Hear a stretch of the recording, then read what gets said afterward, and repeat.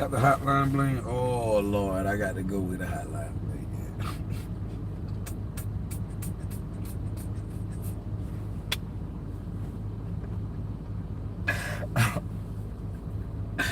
Hey, how y'all doing, man? I'm gonna let y'all get in the room. I'm gonna let y'all get in the room because I'm doing the dumbest stuff today in the world. Oh look, as a matter of fact, I bought us a little bottle. Just a little something. Since people think I smoke in my videos too much, you know what I'm saying? I don't really even drink.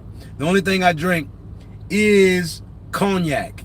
That could be Hennessy, that could be Remy Ma, that could be Cavazier, you know, that could be Douce, that could be, you know, any cognac.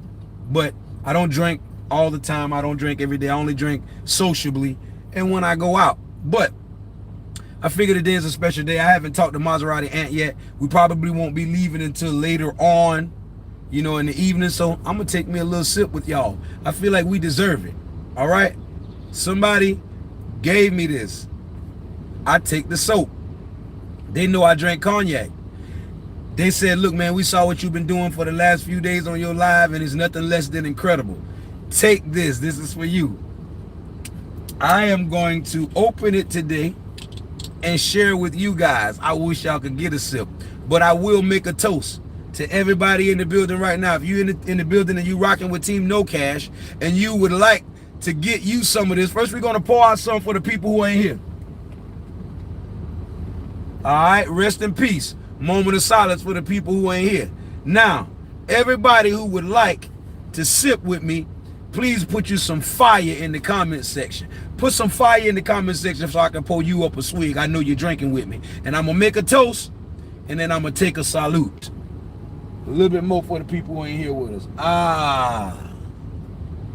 My grandma, she ain't really drunk liquor. She drunk her a little bit of beer, but I gave her some too. But we got two fires in the building. Come on now, y'all ain't going to drink nothing with me. Y'all don't want nothing? Ain't nobody going to put no fire in there?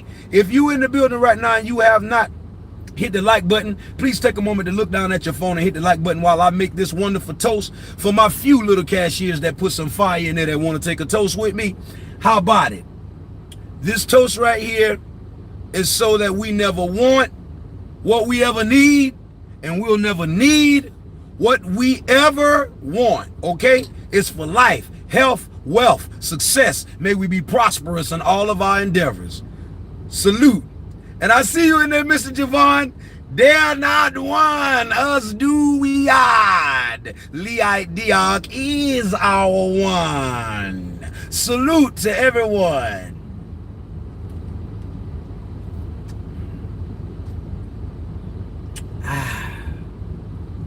Boy, that's good. I don't see how you drink anything else but cognac. All that other stuff is really nasty. Hennessy, holla at me. Or do say Jay-Z, y'all better holla at me. This is what I do. I can make it look real good for you. Billy D Smooth.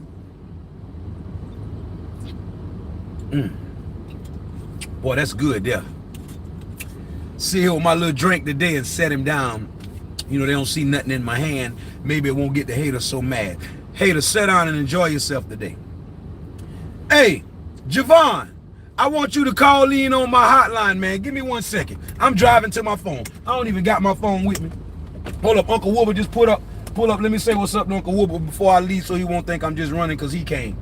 Uncle Wilbur, what's up, man? Look here a minute. I ain't trying to run off on you. Look here. Okay, I'm gonna go ahead and tell you a lie. Your lady friend came by for you, man. Yeah. She was looking for you, man. Where you been? Maybe she was trying to creep up on you to see if you was doing something you ain't had no business. You see, she don't want to warn you. She want to catch you. No, I'm just playing. I ain't throwing no trash, man. Okay, I'll get the shit. I'll get the labels and shit, okay? Look, I'm going to go get my phone real fast because I opened up the Hotline Bling real fast without it. But I'll talk back with you, all right? I'll be right back. Hold him down. Y'all see him right there. Boy, Unc, hell now. Boy, when I show y'all Unc on these videos, ooh-wee, y'all ain't ready for Unc. Javon, stay right there, bro. I'm about to be to my phone in about. I'll be to the phone in about less than 5 minutes. Just watch me whip these flu blocks, and I'm going to get that phone, bro. I need to talk to you. If you're rocking with IKC TV and you in here enjoying yourself, please hit the like button right now for support to let us see that we are a community here, all right? And we getting it done. Hit that like button.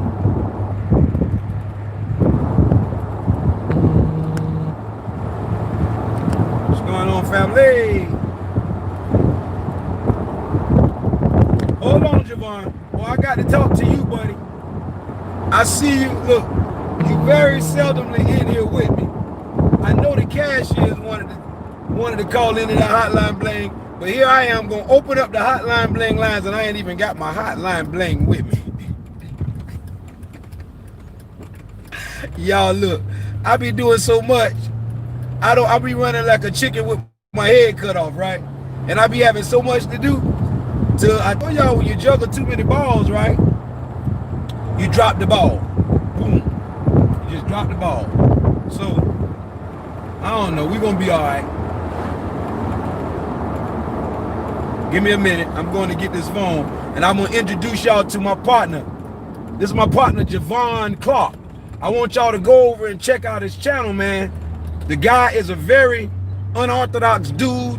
He's very educational, very intellectual, and he teaches in a self-aggressive help type of way. And look, the man helped me out a whole lot. I ain't gonna tell you no lie. I went to that man's house, and he just shook me up, down, upside down, and all around with that aggressive self-help. And boy, look, it helped me out tremendously. So look, I'm gonna give him a little quick minute to come in here. I'm here now. I'm here now, y'all. I'm at the phone. The Hotline Bling. Let me turn in my aunt yard. Okay. Bam. Give me a quick minute. I'm going to get the phone. Javon, the phone number to the Hotline Bling is what is it?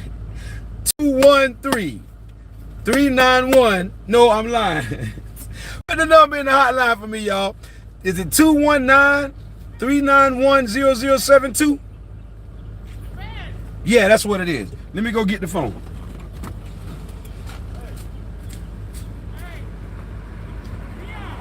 What?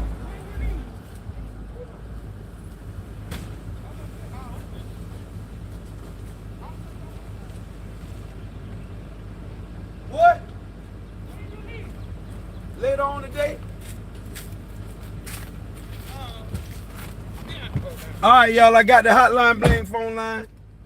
And let me turn it on because it was off. It was on the charger.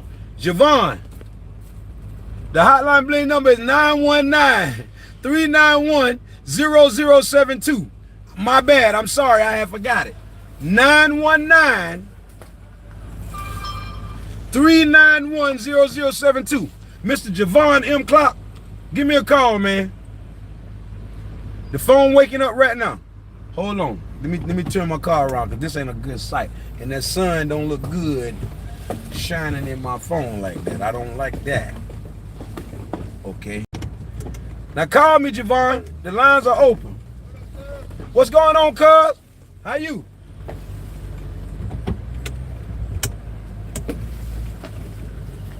Go ahead. You good? I ain't going no way.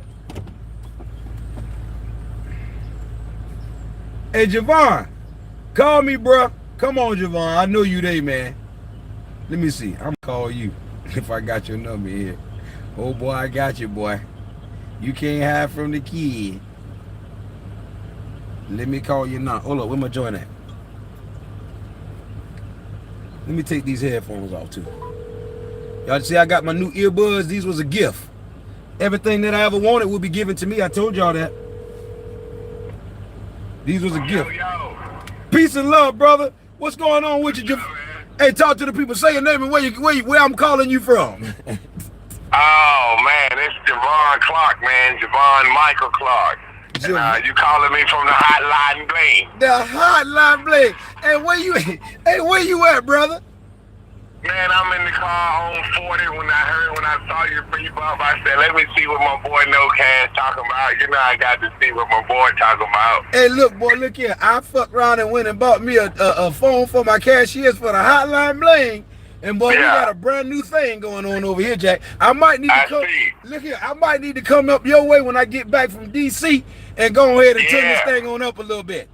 Yeah, man. Come on up, man. Come on up. All right, listen, man. Talk to my people a little bit, man. Tell them who you are, what you stand for, where they can find you at, and how you had helped the homie IKNOWCASH real fast on live, real fast. My name is Javon M. Clark. That's Javonne M. Clark. That's my YouTube and that's my Facebook. I live in Durham, North Carolina. My basic premise of my knowledge is called aggressive self-help. It's basically saying that you're responsible for everything in your own life. It's based on your own thoughts. It's about metacognition. What you think, you will receive, you know, and you can't get around that. If you think something is going to happen, it's going to happen. My basic premise is saying it's easier to think bad than it is to think good. So if your rent is due on the 31st of the month, and it's the 20th of the month, it's easy to tell yourself 10 horror stories, but it's hard to tell yourself one good story. So I believe why even tell yourself a bad story about something you can't control anyway? And that's what we tend to do as humans more than anything. We imagine the worst about things when we don't know what's going to happen. So if you do that to yourself, you're going to feel down. You're going to feel bad. You're going to be upset. You're going to be hurt. And the only person that's doing that is doing it to yourself. You. And I told y'all that, didn't I? Look here. And I drink to that, Mr. Javon M. Clark. You a bad motor scooter. Hot damn a bell.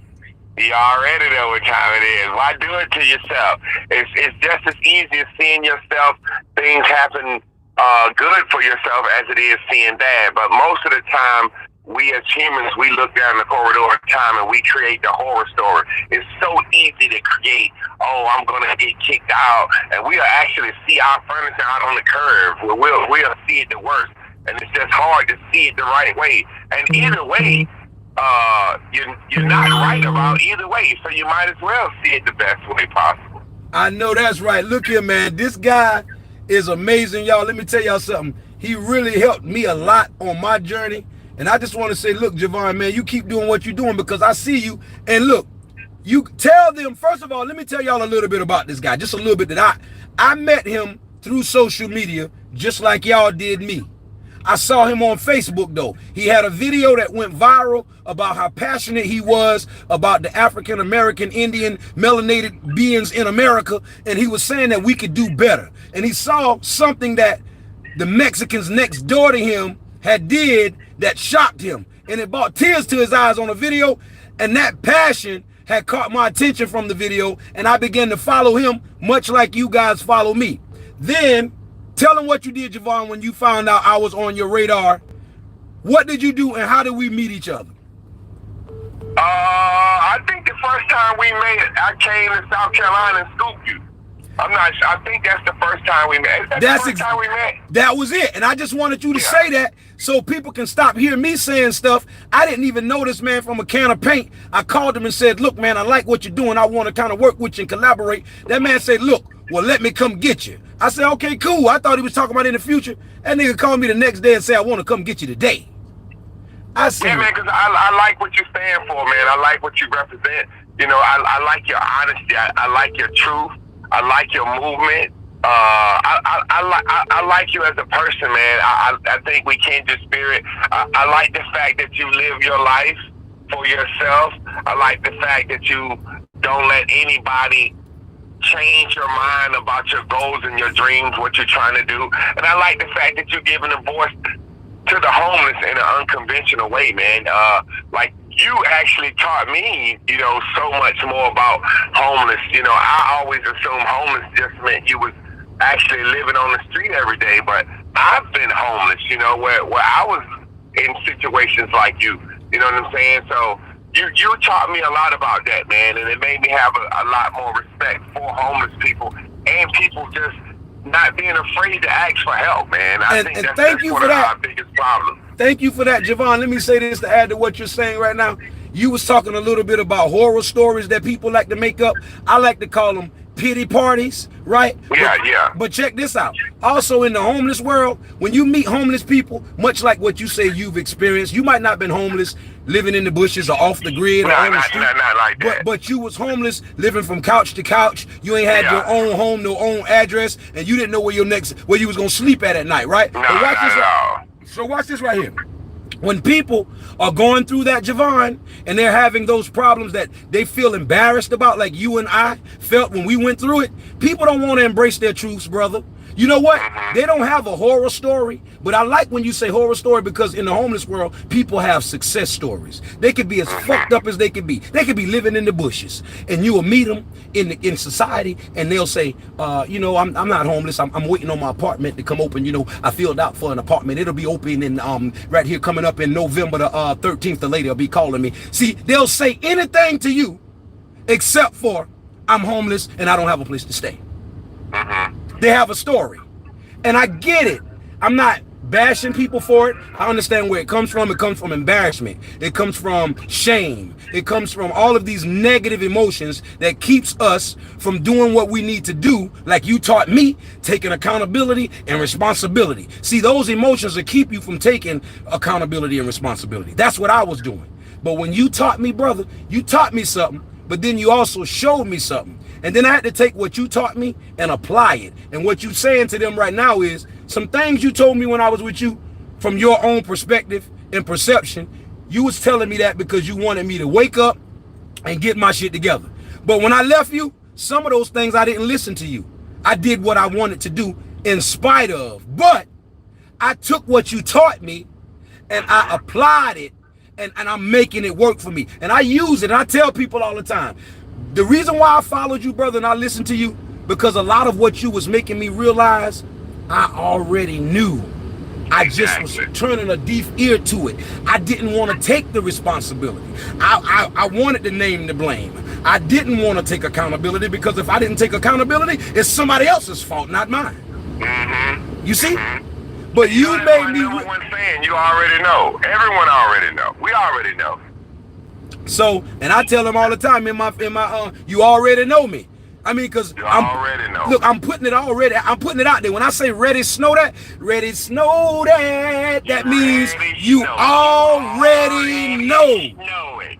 Okay? So in case y'all don't know what I mean when I say ready snow that, and you know you can hang, you already know you can hang with No Cash, man. And if you don't know it, you ain't a kindred spirit, you ain't a part of the community, and you are outsider. If you ain't on the inside, you're on the outside. I thank you for calling in, Mr. Javon. Yeah, man. Love you, brother. Listen, make sure you stay tuned in, because I want them to hear your knowledge, your mind frame, your where you come from, so that when we get together, they'll respect your movement. And when I leave you, these people will go over and subscribe to you because they know you got something that they need. I want you to introduce yourself in a way, man. I want to open my platform to allow you to introduce yourself to my audience. That's what's up, man. I appreciate you, bro. You already know, man. You be easy, man, and I'm going to come rock with you as soon as I get back.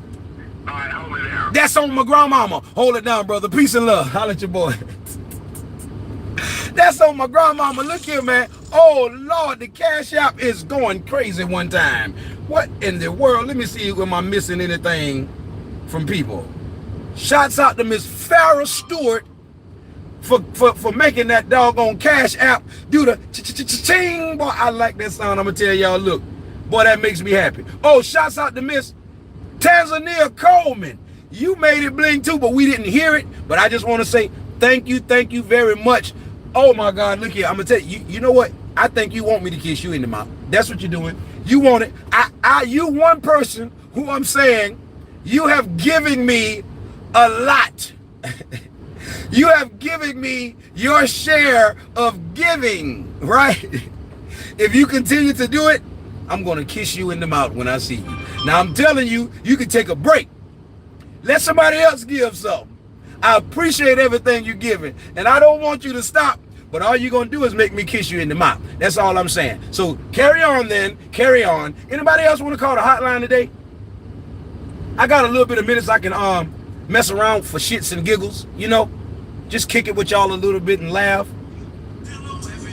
Sister Taz trying to make me kiss her in the mouth. The boss's channel. The boss's channel.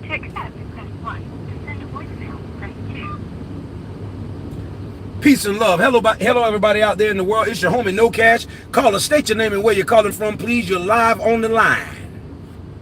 Yes, hello. This is the boss's channel, aka Boss Lady Sabrina. How you doing today? Man, I'm doing wonderful, Miss Boss Lady Sabrina. You is a boss of all bosses. What makes you a boss, Miss Sabrina?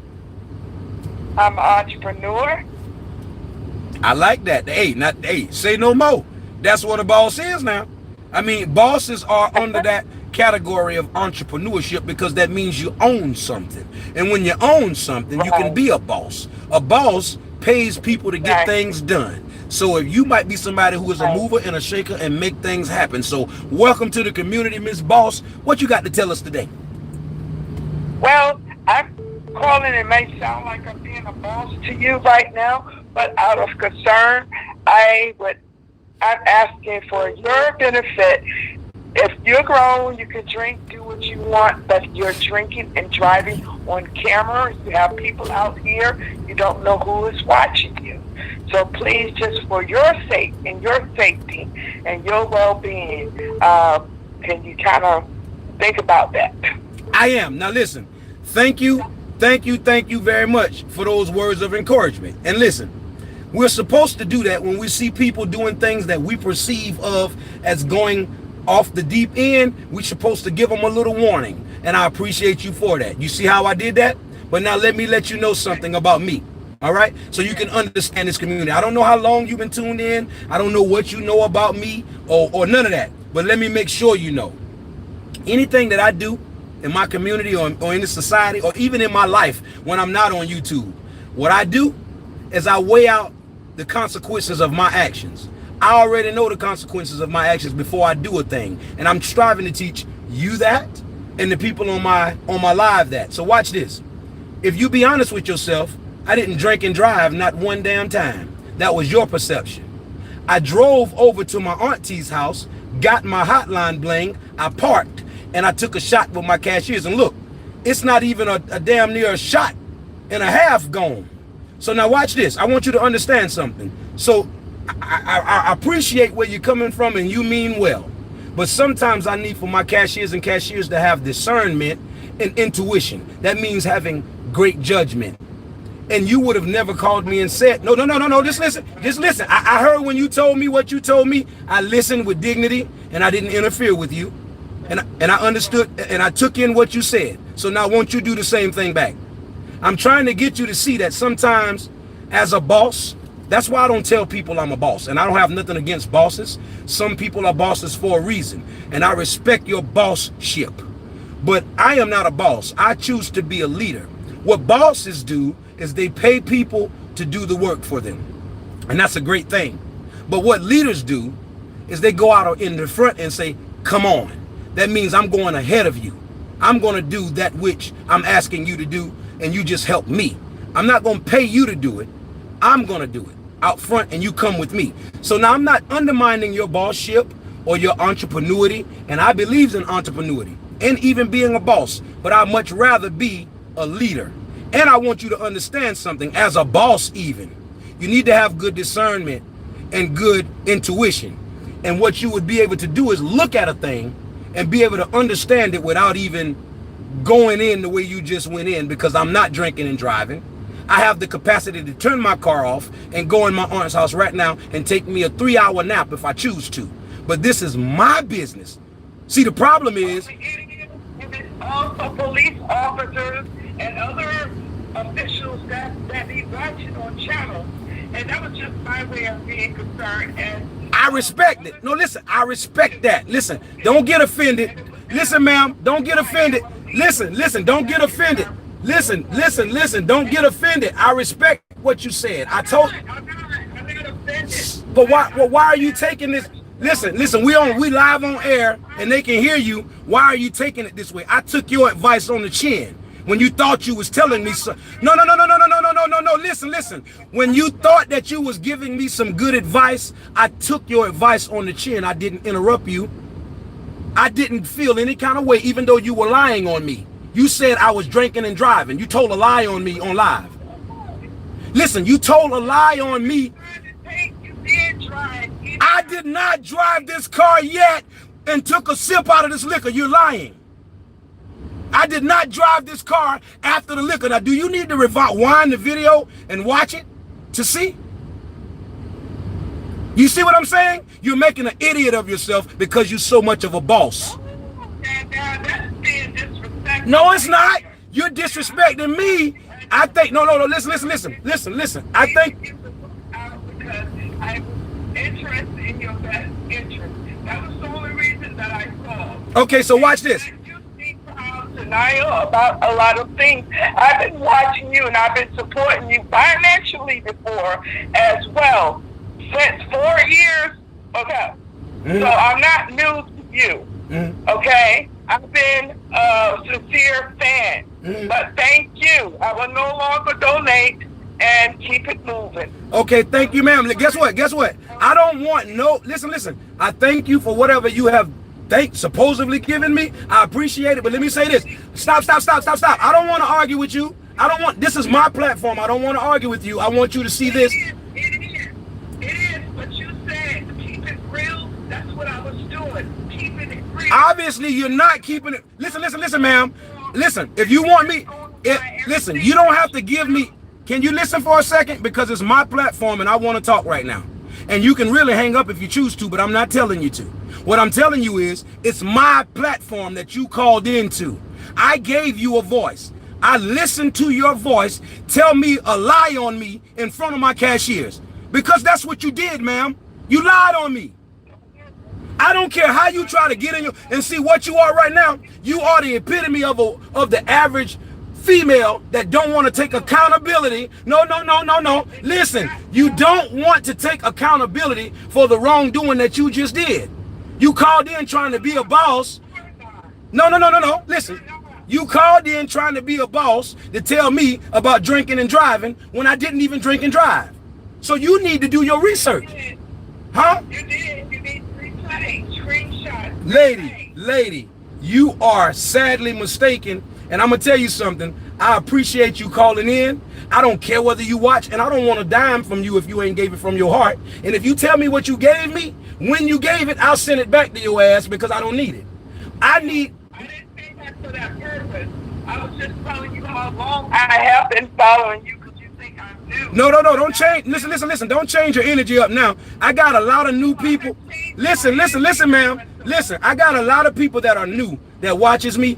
I just made moderators that just watched me 2 days ago a moderator. I know how to deal with people that's been watching me for ever since 5 years I had my channel, and I know how to deal with people that are just now watching me. And what you come across as is somebody who is watching me and you're being very judgmental. There's things that I'm doing that don't sit well with you. It don't sit well. Listen. There's some things that I'm doing that don't sit well with you, and that's fine. That's fine. And if you call me and tell me out of the goodness of your heart, son, don't drink and drive because drinking and driving could get you in trouble. I'm intelligent enough to understand that. Won't you understand what I'm trying to tell you? If we rewind this, listen. Yo, my audience, if you read the comments, read the comments in the comment sections. They will tell you that you are the one that's tripping, not me. Look at the comment section. Now look, I love you. You can still call in, and don't you ever give me a dime that you don't want to give. No, I didn't think that for that purpose. Ma'am, listen. You making your matters worse. Listen, ma'am. Ma'am, listen. You're making matters worse. All I want you to do is take accountability and responsibility.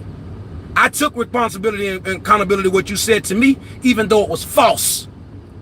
Why don't you know how to take responsibility? Because that's the only way. All I said was be careful. And I said to you, listen, ma'am, I said to you in the beginning, thank you for your advice, even though it was false. Okay.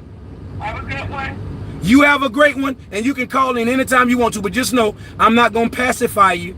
And if I'm doing something wrong, you do have the right to check me, but I wasn't wrong this time. No. Drinking, watch this. Watch this. Drinking and driving.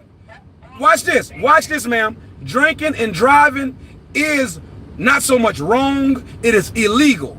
And it will get you stopped. And it could get you locked up and your license taken. You don't need that in your life.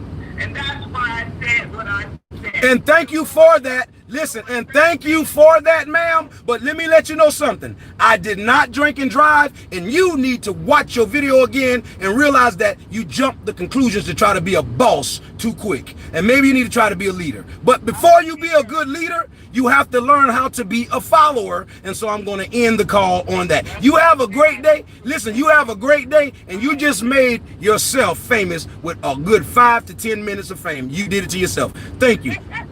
Y'all give her a good round of applause. Peace and love. Now, that was a good example, right? I'm glad y'all saw that. That was a great example of people trying to call in, email me, text me, and tell me how to live my life. This lady just called in. Now, I know y'all watching. Y'all correct me if I'm wrong. Please correct me if I'm wrong. Did I open this bottle? Did I open this bottle and drink out of this bottle and drive this car?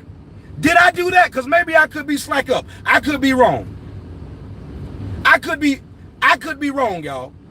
Y'all watching me, and if I'm wrong, correct me if I'm wrong. All of my moderators first, all of my cashiers, please let me know what's going on here.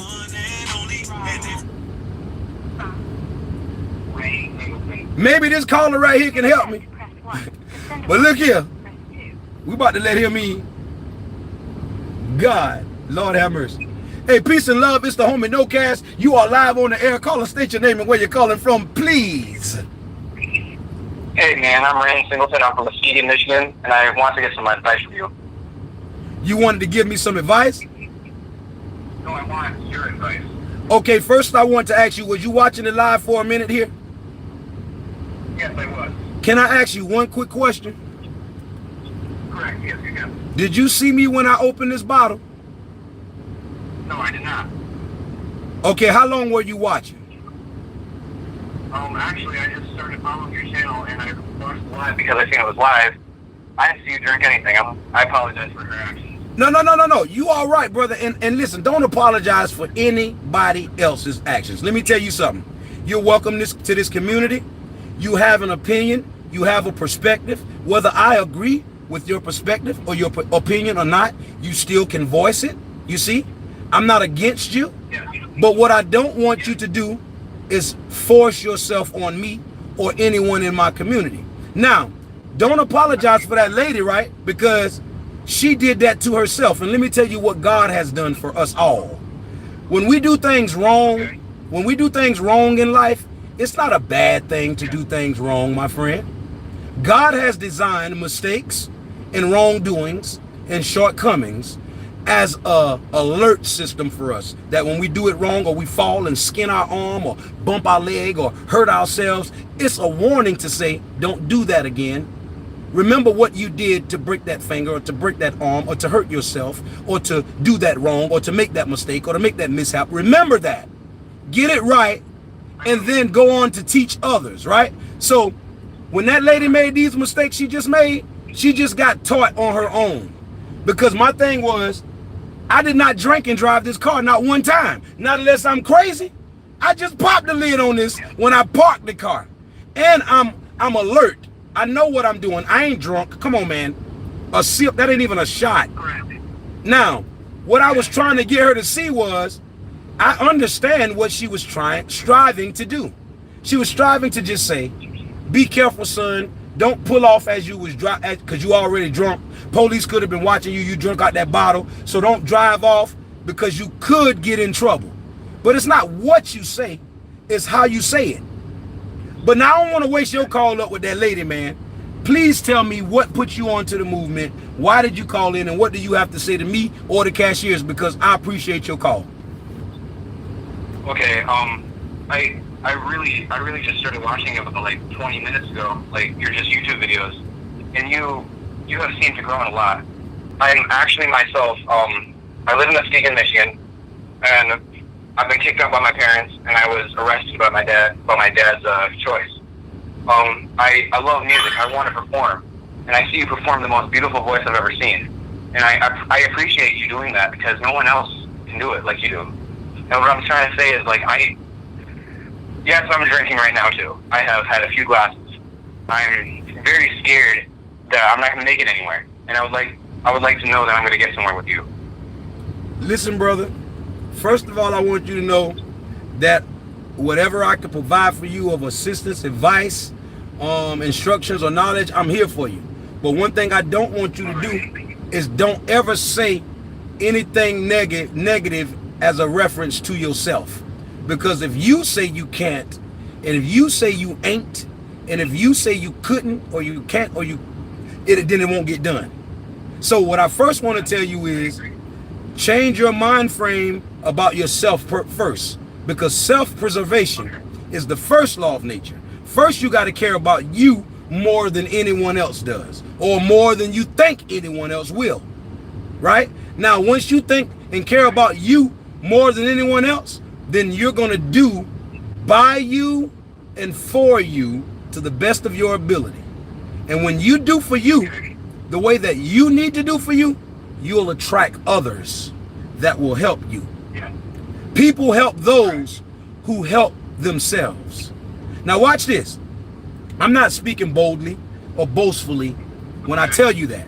I'm speaking from experience, because here I am, a person that you just called into me because you just saw me, and I'm homeless still to this day. I'm struggling in my life. I don't have it all together, right? But because I got an idea of where I want to go, because I'm helping myself, because I have a platform and this call-in line that I created and I thought of in creating intellectual property to help myself, now I have people that'll contribute to my movement. I have you calling in because you want to join and want to get some upliftment and some encouragement and some motivation. I have this car. I have an avenue of a mission that I'm on that no man can stop because it's not powered by man. And so I want to show you that, bro, you can do it too. Don't you ever get so discouraged that you sit into a place that you have a pity party for yourself, or that you make up horror stories like my guy was talking about. When you identify problems in your life, look, young man, I want you to identify the problem, put your hand on it, and then you find solutions. Once you are certain and sure that this is the problem that you need to attend to, then you get your mind off of the problem and you find solutions. And if you find, the more solutions you find, you'll explore different resources and different people, and people will help you deal with what you're going through in life, because I know it, because people are helping me right now. On this live right now, people have sent me cash apps. I won't say how much. It could be $5 or $50. But what I'm telling you is, when people see you doing something to help yourself, young man, they will help you too. Thank you. I just have... well, recently, yesterday, my girlfriend broke up with me, and I lost lots of confidence that I had to making music. I don't care if I sound the best, if I sound the great. All I want is to perform an art and expand emotion throughout the nation. I really would greatly like to meet you. You said you were from North Carolina, right? I'm from South Carolina, but no Carolina, so Carolina is something that I'm trying to push, and that's North Carolina and South Carolina, because even though it's north and south, we're still Carolina, one Carolina. So yeah, I'm from Carolina. I would love to come meet you someday. If that would be okay with you, I would love to come talk to you in person. I don't know what you do, drink, smoke, it's all right with me. I will come bring weed. I will bring alcohol. No. Let me say something to you. What's going on, nephew? Get in. You can get in. What's going on? Let me tell you. Hold on one second. My nephew just came to holler at me. Give him a dap. Okay. All right. No, you can get in. You can stay in. What I want to say to you is this. Get your foot in. Get your foot in. What I want to say to you, brother, is you don't have to bring me anything.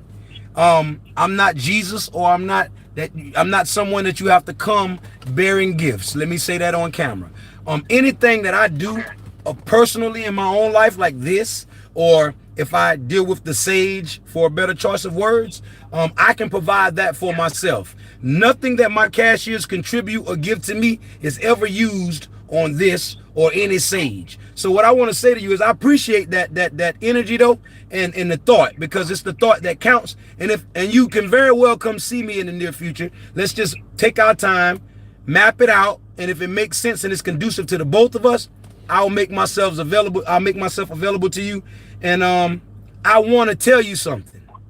I heard you say you lost your girlfriend and you lost a lot of your confidence and this and that. Let me tell you what I think you did. And you can correct me if I'm wrong, but I want you to get yourself back. I want you to get yourself back. Here's what you did. Instead of giving your girlfriend the best of you, and let me say this first before I even tell you this. I'm going through a divorce right now. I just signed my divorce papers today.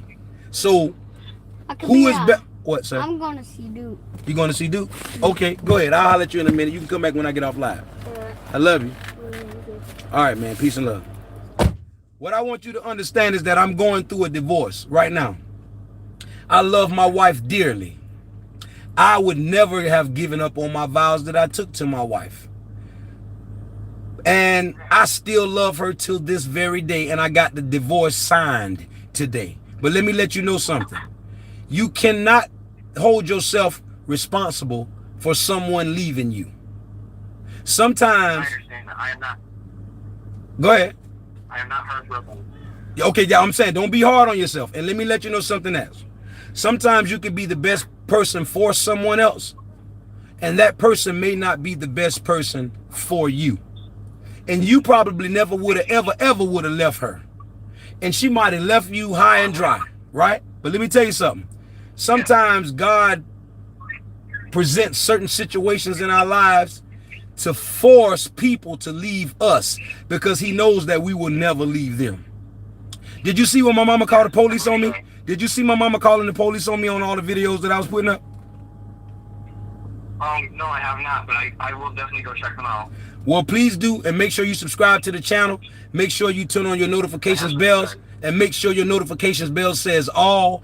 If you see something that you like or hear any entertainment that you like, share it with your family and your friends. Let them know about the movement in the community. And I just want to say to you, brother, you're going to be all right. You got to change your mind frame. You can't worry about somebody leaving you. Sometimes people leave you because that's meant for them to leave you. You know, let me tell you something. A lot of people that was in my life, that was my family, or who I wanted to go with me, they're not with me anymore. And watch this. I never, ever would have left my wife. When I took the vows to her, no matter what trials or tribulations that we could have gone through, I never, ever would have left her. So I want to make that known to you and them. She left me. I'm giving her what she wants. And so I'm using my life as an example to show you sometimes you have to give people what they want. You know, you can't fight a battle for someone that's not willing to fight for you. Sometimes you will. I know for a fact you seem like a guy that for your girlfriend, you'll be willing to swim across the ocean for her. But guess what, brother? I think she probably wouldn't even walk over a puddle for you. I know. Am I right? Am I right? Yes, you mind if I explain on that thing to you? Go ahead and explain. Go ahead. I believe you and me are in the same boat of survival. This world nowadays is luxury. We have money, we have cash, we have couches, we have clothes. I don't expect to have that one day. I expect to have money so I can provide for my family, for the ones I love. I am here on this earth today to survive the way I was supposed to be. And I believe you as a man understand how I feel. And I've been watching your videos, like from you being on the street saying to women, I don't know what the song was, but it was just beautiful. And I want to do that. I can't do that here because I have to have a license. Here in the city, and I have to have a license to perform on the street, and that is hypocritical for homeless people. In a way, I'm hopping couch to couch every day. It's like I'm living with my cousin right now, but I used to live with my parents, and they kicked me out because my dad's decision was terrible for my siblings, and I love my siblings. I can't see them anymore. All I want to do is make the best for my future family. Even if I've lost my past, I want my future family to know that I have succeeded in a way that I can make them feel the best. Okay, I appreciate you sharing that, brother. Let me give you a little bit of advice. The past we can do nothing about, right? Whether you did things wrong or right in your past, whether people did you wrong or right in your past, we can't do anything about it but reflect on it, right? And you reflect on your past because you won't know where you're going unless you know where you came from. But what you got to do is not dwell on the past too much, because the past is just that. It has passed and it is gone and it's not real anymore. It's just a fragment of a memory. And let me tell you something else. Even your future, right? You can see it and you want the best and you want success and you're striving for it every day. But even the future, your very future, is not real. It's just a fragment of your imagination. But let me share something with you that could help you get more control of your future and do something about it. Thank you. Your present moment, brother, right now on this phone, the present moment is the only real moment that you have. The past is not real. The future is not real. But what you can do about your future is do something with your present moment that will help you dictate things in your future. And if you don't manage your present moments the right way, then your future will not be anything either.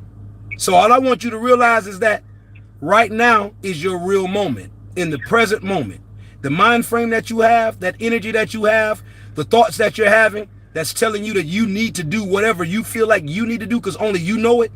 When you get off this phone, you apply that and you take control of your present moment. And that's the only way you can dictate your future. But you can't do nothing about the past, brother, but reflect on it. So don't let the past defy you.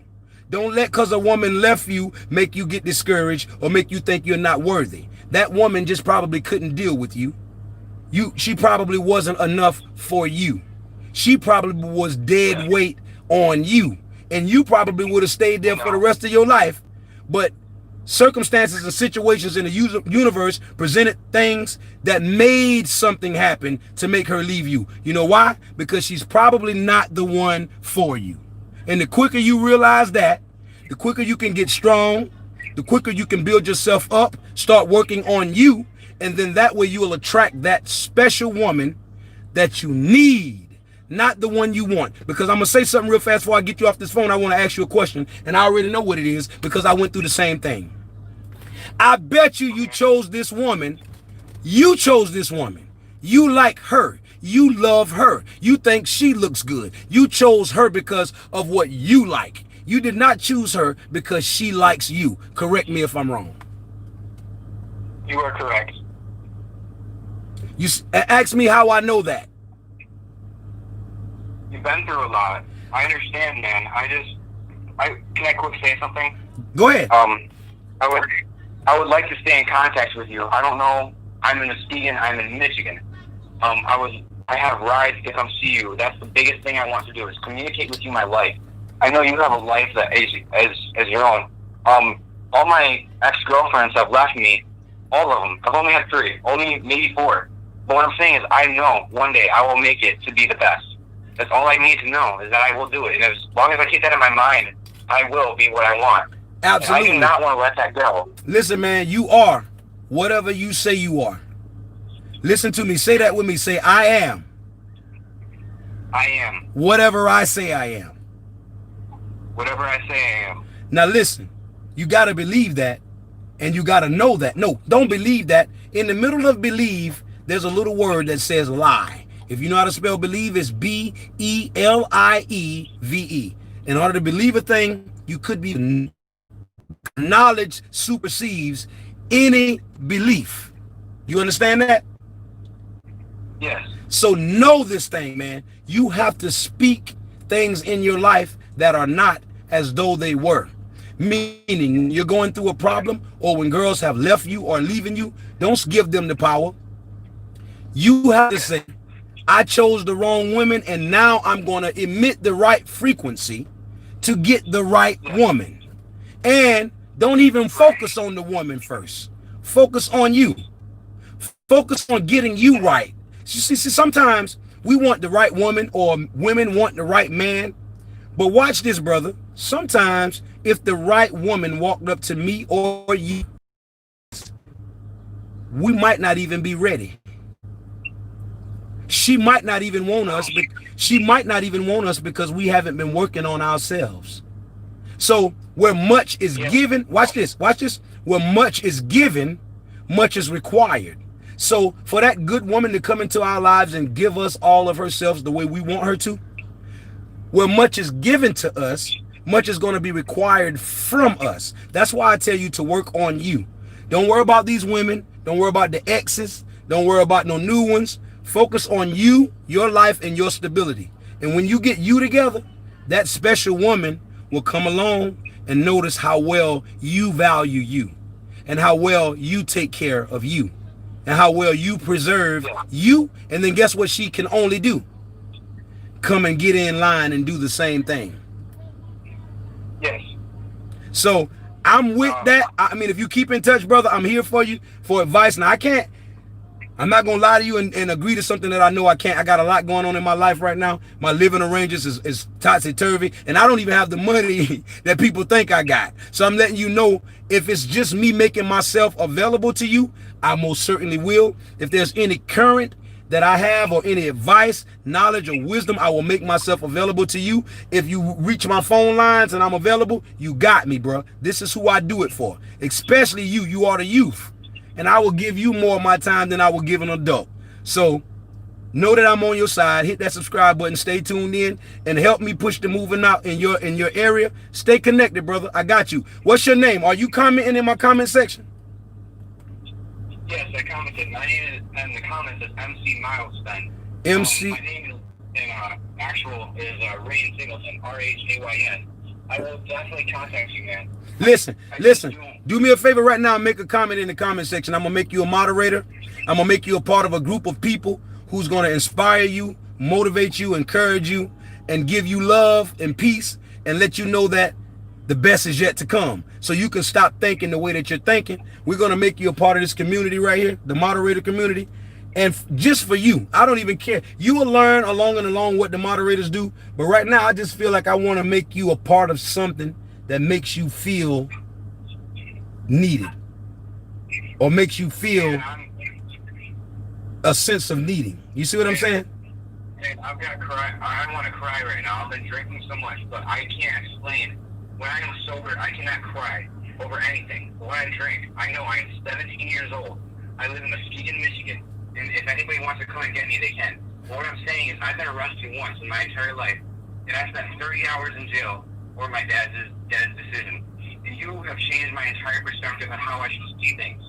And I don't see things differently than you. I just want to know that I'm not wrong, and I'm not scared of what I believe in. I really trust you. I really do. And I would love myself right now. I'm living in my cousin's house. I've been here for like a month or so. I lived in my aunt's for like 2 months because I got kicked out of my house because I was arrested. And everything has changed. I just love the fact that you and I could talk. That's all I want, is somebody to communicate with that understands me. If you were out of state from where I am, I feel like this whole world has changed from nowadays to the survivor times from cavemen. Cavemen were put here to, like, I keep going back to this, but I keep understanding that we were not here for luxury. We are here to survive. As you and me understand this, we are here to survive this earth. You're right, brother. And let me tell you something. What you're basically trying to say is, what profits a man that gains all of the wealth of this world but lose his own soul? You know, I'm seeing people right now in my community, they got plenty of money, man. I know older guys right in look at my Uncle Wilbur.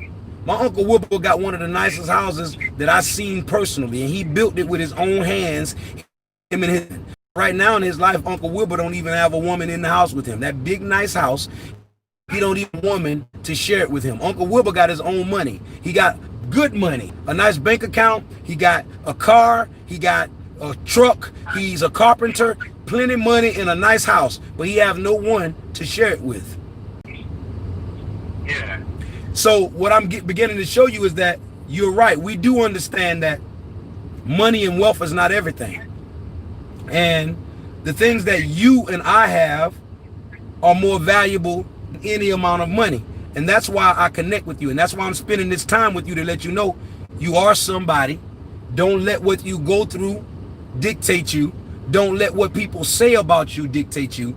You have to know that you're destined for greatness. You got to know what you want for yourself. Put that on your mind and set out to accomplish it, brother. With no pity parties. Listen, you don't need a pity party. And I will encourage you as much as I can. The moderators will encourage you as much as they can. But what I want you to remember, brother, is to encourage yourself sometimes. You have to learn how to do that. Go ahead. I want to say something that the Buddha said real quick. Go ahead. The Buddha said, I may say things that you may believe, but don't take everything that I say and take that for what I say. I don't want you to believe everything I say. The Buddha said this. He said, I don't want you to believe everything I've said. I want you to take it and question it. I don't believe I really don't know if I'm religious in any way. I just believe what I see and what I am taught. I have never been taught to be religious. All I wanted was to go on my own path. I wanted music. I wanted all this stuff. I want to perform people emotional music. I want people to know that I am there for them, as you are that too. And I explained that the Buddha said, do not believe every word I said. You can look this up on your own. Read the Quran. Hey, brother. Said, I do not want you to believe. Bro, you are confirmation to me. And I don't mean to cut you off, but everything you saying, I already know. And you are a blessing. I believe that, man. And this is why me personally, I know everybody else wants to talk to you on the phone. I know I've been taking up some time. What I want to do is I want to meet you personally, face to face. This is something that will change my life. I have never, ever met a man or a woman that will change my mind or perspective. I've never met somebody to meet, in my own perspective, a celebrity. I don't consider anybody a celebrity that are famous and has money. I believe them as being a celebrity as the way they changed my mind. You are popular to many people. You have multiple subscribers, multiple people on your channel. And nowadays, we don't need I feel like we don't need technology to understand who we are. We need to change the people's view. And I love that, man. I really love that. I would really love to talk to you in person and do whatever. We can have a party, for example. Hey, thank you, man. I appreciate you for calling in, man. I love your energy. I love your spirit. Anything that I can do to assist and help you on your journey, man, just reach out to me. You got my number. Send me a text. I want to ask you one question, and it doesn't matter, and I think I already know the answer, brother, but I want you to tell me something. What's your nationality? What's your nationality? I am white. I'm Caucasian. I knew it, brother. I knew it already. You don't have to even. You don't even have to tell me. And I'm gonna save you the embarrassment of us having to talk online. But I appreciate you calling in, and I promise you, I will make it my business to give you a few moments off of line so me and you can talk. I want you to stay well, man, and you be blessed, and you stay encouraged. You keep positive things on your mind. Don't worry about your problems. Don't worry about ex-girlfriends. Don't even worry about your dad or people in your family who is treating you unlike family. You know, sometimes dad don't know everything. Sometimes family don't know everything. And you have to be the understanding party. You have to be over, inner, and understanding sometimes. And sometimes, like, you are the younger, and sometimes you think dad knows best, or he got it going on because he got the house and the money. But sometimes dad needs you to reveal things to him through your actions. Like, you can't tell dad or you can't tell dad or explain it to dad all the time. Maybe you just need to show dad. And what first you need to do is show yourself. Show yourself that you believe what you say you believe. You have the talents that you say that you have. You are passionate about them, and you're ready to act on them. And whether you got everything you need to do that or not, you do it in spite of, brother. And people are going to help you. And then you will see that you can make a way for yourself. When you do there, you can say, I did that. Not your ex-girlfriend, not your dad, or not the people who you're looking for to do it. Help yourself a little more. I'm here for you if you need me. Send me that text message, brother, and I appreciate you calling in, all right? Love you, man. I love you back, man. Peace and love. Peace and love. I'll watch your video. I'll watch it live. I'll let everybody get to contact you, okay? Bye. Please do, man, and make sure you support the movement in your local area and tell them subscribe and join the community. I will tell everybody I know about you. All right, I appreciate you, brother, and I'll do whatever I can do, to assist and advise and instruct you. All right, you be good, brother, and stay strong. All right. Wow. I know we had a few people calling in. I am so sorry about that, but that brother just touched my heart in a major way. And my own kind don't call in and talk like that. And that's why I just want to make people aware of the fact that it doesn't matter our race, color, or creed. You got to reach people. It doesn't matter the money or the riches that you got in life if you ain't making a difference in people's lives.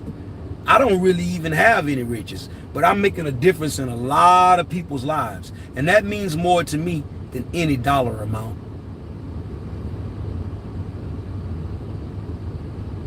I hope y'all hear me. E. Gonzalez, okay, mod me, please. I thought you was already a moderator, Miss Erica. But hold on, I got you. Give me a minute. What in the world is going on? Eric, okay, there you go. I was about to say. All right, Mrs. Erica E. Gonzalez, 813, you are now a moderator. So let's give her the moderator chant. Y'all know how we do. Mod Squad, Mod Squad, Mod Squad. Okay, Chantel Hawkins. I am careful who I make a moderator. I am. And Chantel, let me say this to you. If my moderators are being rude to someone, it's because they deserve it, because I've gave them instructions. After they check you or check someone on what they're doing wrong disrespectfully, then if you're wrong and you don't get it right, their job is to get you out of here. So they're doing their job, Miss Chantel. I hope they're not too hard for you. I'm going to answer the line, though. Hold on one second. Okay, I sent the caller to voicemail. Goodbye. I did not send nobody to voicemail. That's crazy. Give me a minute. I'm going to try to call this caller back. Because the phone keep lying saying I'm sending them the voicemail when I'm not. If you're in the building right now, you rocking with IKC TV, please, please, please hit the like button right now to let us see your support.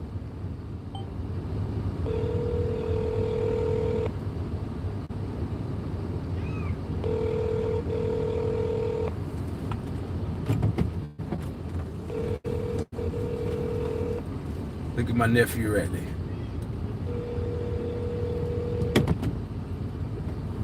Show my nephew. I had to show my nephew real fast. I love my nephew now.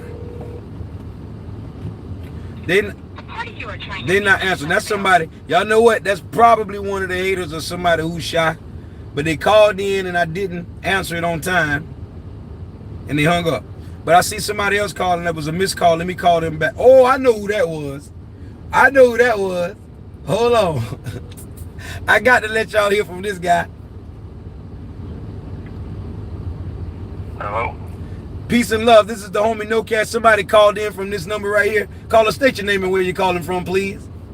Mr. Boom, boom, boom, boom, boom, boom, baby. I knew that was you. I wanted you to hit him with the boom, boom, boom, bang, bang. You already know what it is. Boom, boom, boom, boom, boom, boom, bang, bang, bang, bang. Baby, we in the house, man. Hey, man, you already know. Hey, what you got to say to the people, man? Man, all I got to say to the people is, Cash, man, you was like angels heaven. Cause your ear stays to the ground, my brother, to listen to all these people problems. And really all they got to do is get up and walk, and God will make the next step for them in their life. So you keep on being an angel for the streets. Angel keeps his ear open to the people at all times. And bang, bang, bang, bang, boom, boom, boom. It's gonna stay local and stay channeled to you every day, baby. Hey, I appreciate you, Mr. Bang Bang Boom Boom. You are a real preacher. And look, and your name say Preacher, boy, you a bad man, bro. You might need to be walking in your calling. I think you got some energy that people need, man. And you need to stay that guy, man. Spread that energy around your local area, because you never know. Start your YouTube channel, you might build you a following, brother. I appreciate you, man. No problem, baby. You stay focused, baby. You too, man, and stay tuned in. Peace and love. Oh, wow, man. I'm telling you, man. Today is a good day. I ain't even drunk half of that bottle yet. I ain't even drunk half of it yet. And let me tell y'all something that's knowledge. A lot of people don't have knowledge. That's why they try to tell you stuff when they don't really even know. Before you begin to try to instruct people or give people advice or teach to people or preach to people, you have to be qualified. You have to have been already gone through something. You know, a lot of times you're going to meet people and walk up to them trying to tell them something, and you don't know they done fought a bear. Them people done fought and beat a bear, and you walking up to them trying to tell them what they need to be doing, and you ain't even dealt with a cat in your life yet. You ain't even killed a fly. You ain't dealt with the flies in your life yet. And this person then defeated a bear, and you coming up trying to tell them what they need to do. Sometimes you have to realize that you're not qualified. Even me. Sometimes I meet people that I realize I'm not qualified to give them the instructions or the advice that they're looking for. But if I can tap into my spirit and see that I have experienced something, or I've gone through something that revealed something to me, that I do have something of a token of love or kindness that I can share with someone, then I'll do that. But watch this. Everybody ain't qualified, y'all. Some people mean well. That lady that called in to me, I wasn't being disrespectful to her. I hope y'all didn't take that as disrespect. I'm just aggressive self-help type of person. And I've learned that through experience, right? And here it is, she calling me to tell me something, right? Like she's qualified, and she may thought she was, but she should have re-examined things. I never drove this car except for just now across the yard to come back here and park and turn it off. And now I got my key.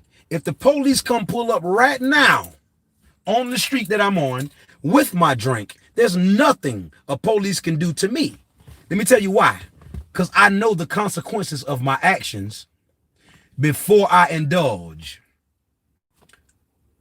It's not illegal to drink alcohol. It's illegal to drive while drinking alcohol. And now I have drunk maybe only a shot and a half out of this. I ain't feeling slack up. I ain't drunk.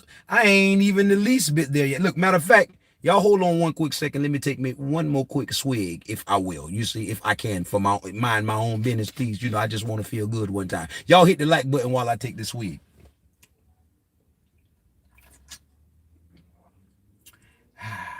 One more.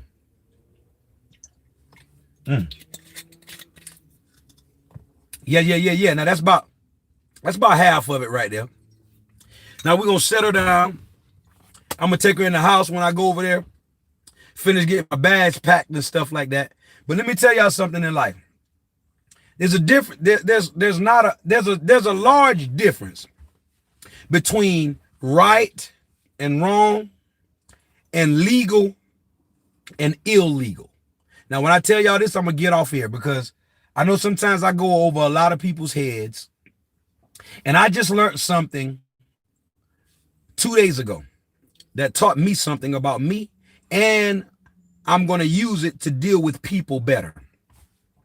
And what I learned was sometimes as a higher learning being, somebody who is a knowledge seeker, somebody who is, who's striving for perfection, who's always trying to do better in life. It's like we don't understand that we could be on a higher level of frequency. So much so, not that we're better than anyone, don't get it misconstrued, because knowledge don't make you better than anyone. King Solomon said he went to and fro in the Bible, and he met wise people, and he met ignorant people, and he met good people, and he met bad people. He used duality throughout his whole scripture, but then he came to say he found out that no man was better than the other. the wise or the ignorant man, the rich or the poor man, they all go back to the grave.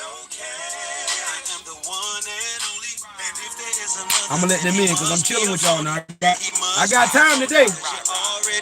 Hey, it's your homie No Cash.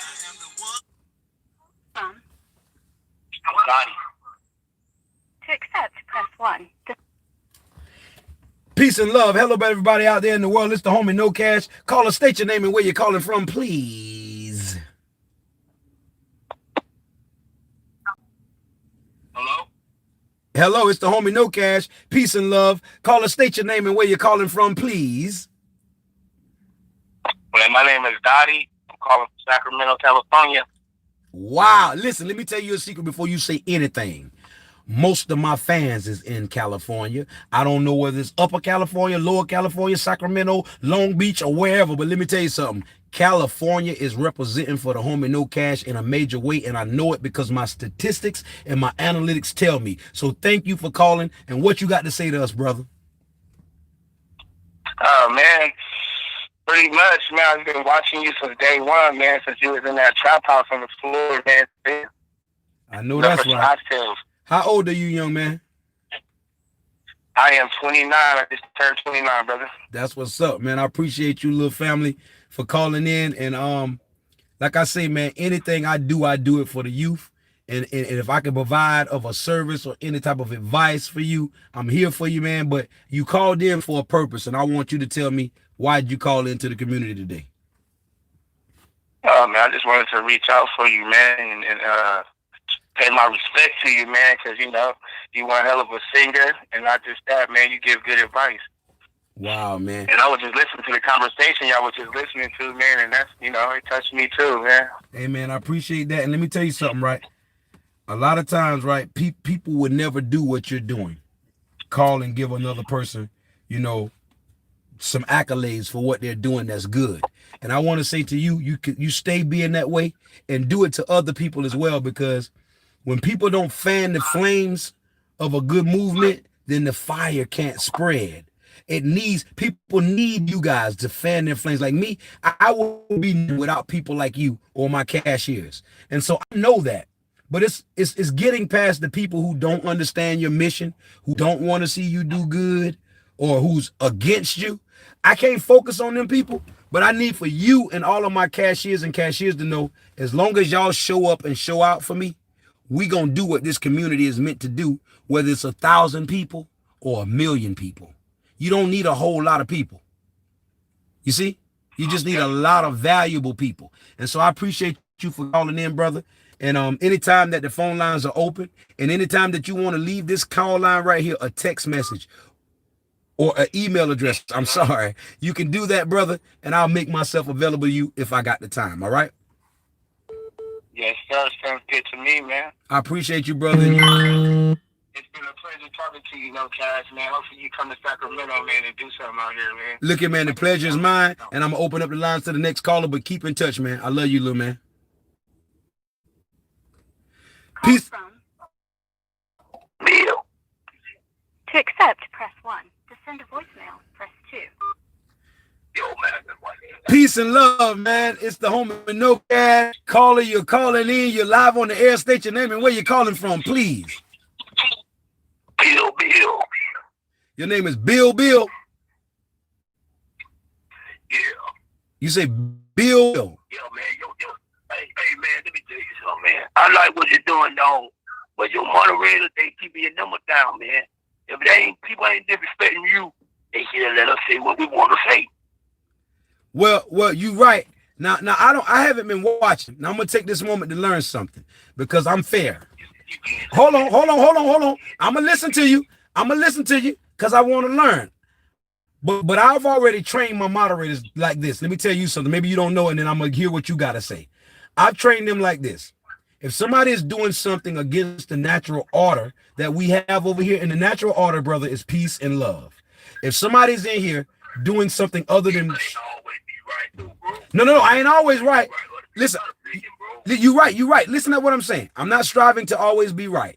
And I'm not trying to get my cashiers or my moderators to get or to alleviate everybody who's against me or don't agree with me. But what I'm saying to you that I've trained them on is whether you don't agree with me or them or not, you're going to be respectful in that comment section. And if anybody is disrespectful, we got zero tolerance for it. I don't care what you got to say. So if you can't say it in a respectful way.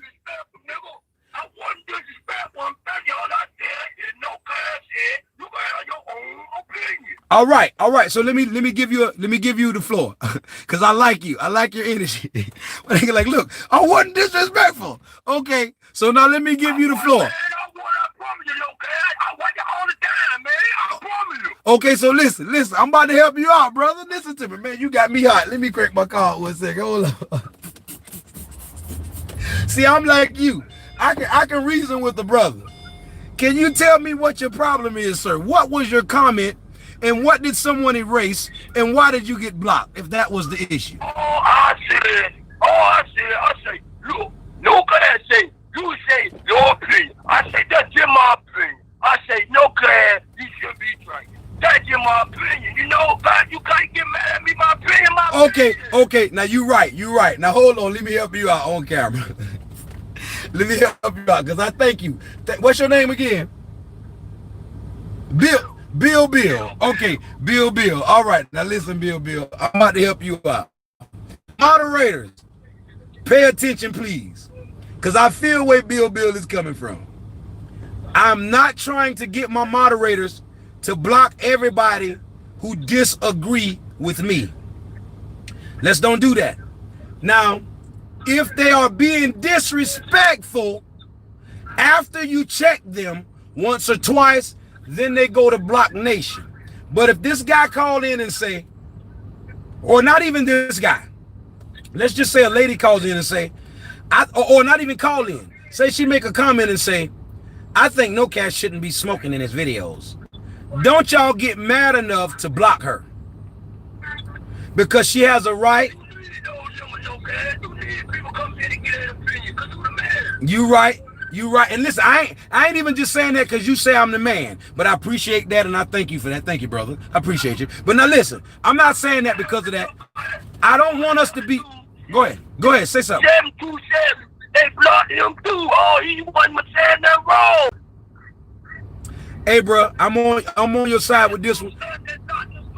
Listen, I'm on your side with this one. So you ain't gotta, I'm about to speak up for you. And this is a learning lesson for me, you, moderators. People can come in the comment section and differ, beg to differ, or don't agree with me. Just be mindful of them being disrespectful. If they are talking to me in a disrespectful way or talking to you in a disrespectful way, then you get here. But if they're saying things like he shouldn't be smoking or he shouldn't be drinking, all I want you to do, moderator, is speak your perception. Your perception, your perspective. Don't block them. Hold on, somebody's calling in, Bill. Hold on 1 second, Bill. Call from Bill. Damn, we got another Bill. press 1 to send a voicemail. Peace and love. It's the homie IKNOWCASH. You calling in live. You live on the air. Call a station name and where you calling from, please. What's up, IKNOWCASH? This is Dale. I'm from St. Louis, Missouri, calling in, checking in. See how you been moving. See how you been working. I've been watching it come up. Respect the grind. Loving what you're doing. Giving everybody the authentic. No fake shit. We don't like the fake shit. I'm tired of seeing the fake shit on YouTube. That's why I'm tuned in to IKNOWCASH, the one and only. I don't fuck with the ponies. I know that's right. Look, me neither. And I'm going to tell y'all the truth. I know my movement ain't the best and the biggest, right? But I know I'm real.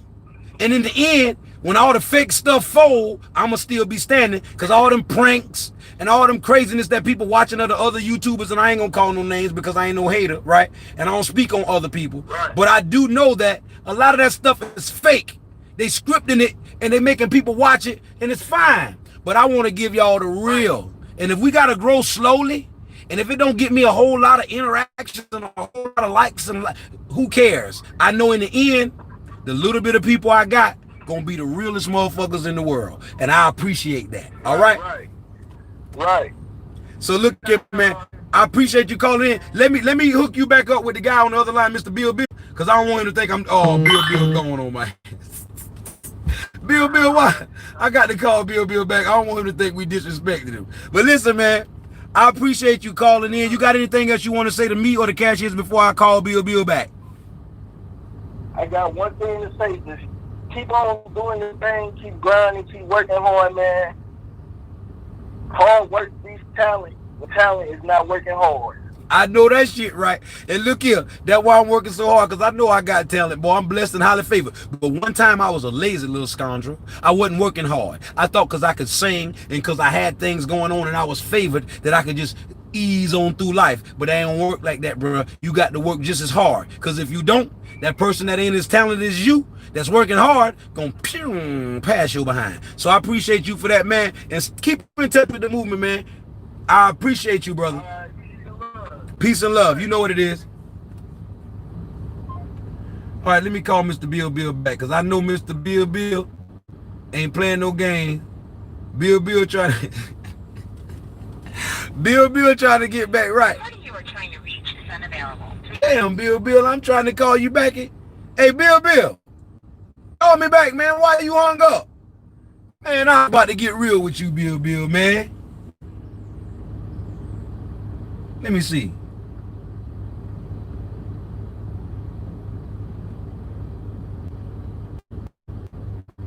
I think this Bill. Hold on. Man, that might not be Bill. Hold on. Oh my God, y'all. We got a call from the United Kingdom. Yo, this is crazy. We got the call in from the United Kingdom. Let me answer this. Chantel. To accept, press 1. To send a voice. Boy, y'all can't make this up internationally. Love. Hello, everybody out there in the world. I am the homie No Cash. Call and state your name and where you're calling from. Please, you on the line. Hey, I'm from London. Chantel, what's good? Listen, Chantel, everything is good now that you on the line, baby girl. Let me tell you something. You calling all the way from overseas, that means you took the time out. I don't know whether this cost you or what, but we want to tell you we really do appreciate you for reaching out to the community. How do you know about No Cash, and what do you got to say? It's all love. I discovered you about a month ago with your singing videos, and then I've just fell in love with your personality, and I just look forward to your videos every day because you talk some real shit about life. I can relate to you, so I'm all for the underdogs, man. I'm here supporting you all the way, No Cash. Just carry on doing your thing, and with your music, it will pop off eventually. So just keep going. Thank you, baby girl. Look, that made me feel real good, especially because you so far away. And guess what? You probably had so many obstacles in the way of you getting through to this line. I see that you called in from an international number, and it's hard for a lot of people to get through. I know that. I don't know how to do it yet. I don't know what to tell them. But could you help people know how to call me? Because I got a lot of fans in Africa, Australia, China, Germany, London. I know it because they send me emails and they want to try to get on the live, right? But I don't know what to tell them to get through. What did you do to call me internationally just now? I went on Google and I just typed in, you're in South Carolina, so I just typed in number code and I put your number in, and it told me the code to put. So 001 and then your number. Wow. Now listen, let me ask you a question, because I don't want to put them through anything strenuous or cost them anything costly. Is this costing you a large amount of money, or what is this costing you, so we can let people know what they're up against? It's costing me, I don't know how much exactly, but it will be costing me maybe 20 pounds. So that's about $20 maybe. $20 for the complete call. Okay, so with that being said, anybody out of the state, until I figure out what can I do to make it easier for y'all to call through, the most you will be paying is $20. And this is, what's your name again? Chantel. You can do WhatsApp. So if you start WhatsApp, we can put on WhatsApp audio. Y'all can use WhatsApp and it will be a lot cheaper. I use WhatsApp too, but this phone is not on WhatsApp. So you just called me just now regular. And I want to say thank you very much for reaching out. And I really do appreciate you. Much love. This is the second international call that I got. and I know that I got a lot of fans in a lot of places. Like I said, Australia, a lot of places, and I want them to be able to get through too. I thank you for calling in. Hold on, I ain't gonna let you go yet. I don't want you to go yet. This is a special call, but somebody's calling in on the other line. Let me answer. Okay, hold on. Call from Ali. You just called me just now, regular. to accept, press 1. To send a voicemail, press 2. Peace and love. It's the homie No Cash. Caller, state your name and where you're calling from, please. You live on the air. Hey, what's going on, man? What's going on, man? What's happening? Anything, man. Just reaching out, showing some love, man. That's it, man. Who this is? This Ali? Yeah, man. Just calling, reaching out, man. Showing some love and support, bro. That's it, man. Hey, man, no, you can't get away that easy, because you know me now. Look here now. Look here, you ain't about to get away that easy. Hey, look here. This is my homie Ali, y'all, from New Jersey. Y'all remember the guy that came and picked me up in the Porsche when I went to New Jersey, Elizabeth, and sung for, dang, what's the man name? I forgot his name. But anyway, Mellow Productions. I sung for him and his wife. And y'all remember the guy that pulled up on me in the Porsche? Ali? This is Ali right here on the live, man. Ali, talk to the people, man. What's going on, man? Man, look, I'm taking it one day at a time. I'm about to be getting on the road either tonight or tomorrow to go meet one of my cashiers, man. He works for NASA. Very intellectual guy, smart guy, and he's very wealthy. You see? So I'm interested in what's going to happen. For you, man. Say it again. I pray everything work out for you, man. Oh, man, keep me in your prayers, brother. I know you are a praying guy. I know you are an optimistic guy. And look here, man, we definitely going to link up. Once I finish with all of this, I'm going to put together something to where as though I can come up there to you, too, and let the cashiers see how me and you rock. Because Cuzzo called me, and I know you put me in touch with him, too, man. Thank you very, very much for that, man.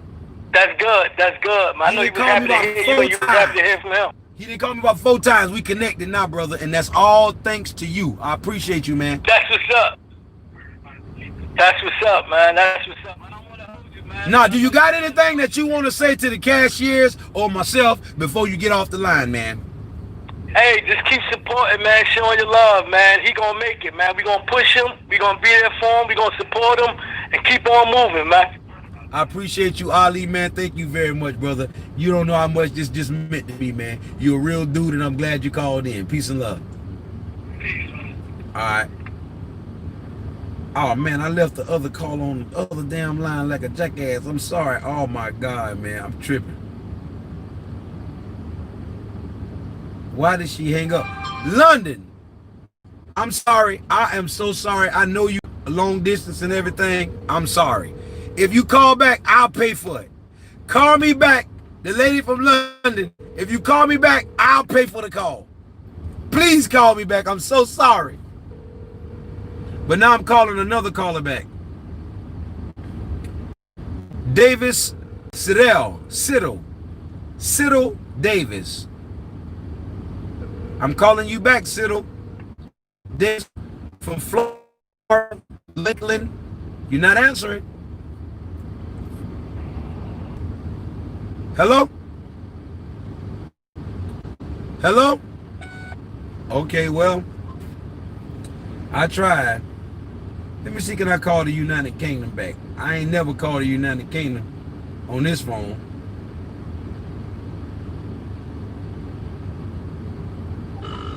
Let me see.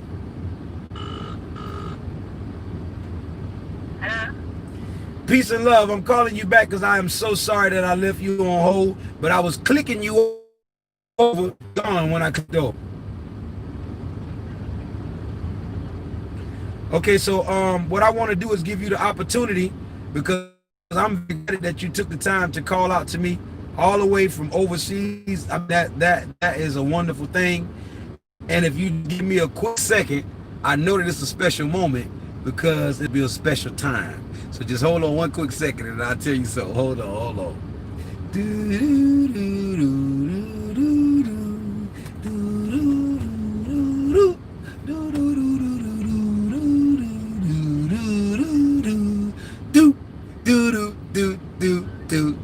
Okay, listen. It's 2:22. And I know the angels are watching over me and you and all of my cashiers and everybody who is on an optimistic, positive plane. It's 2:22, and everybody need to be on one accord, knowing that everything that I ever wanted will be given to me. I have the best life, health, wealth, success. I'm prosperous in all of my endeavors. I am building an empire to leave behind a legacy to take care of my family, immediate and extended, for generations and generations to come. My cup will runneth over, and the overflow shall be for the homeless, the underprivileged youth, and the people of refuge that's helping me to push forward towards productivity and progression. Knowing that these things is coming to fruition for me, for my mother, father, Lord, God, source, assured me that if I stay aligned with it, it will send me other blue dot alignment with resources to help me manifest my heart's desires with righteous intent. Kum fayakum, kum fayakum, kum fayakum. Be, and so it is. Be the change that you wish to see. Hallelujah, in the holy name of the Most High Yahweh, peace and love. I'm sorry for that, but I had to do that. At every special time, I say my mantra because I mean it like I say it, and I say it like I mean it. But is there anything that you want to say to me or the cashiers before we get you off the line? I appreciate you for calling in. Thank you very much.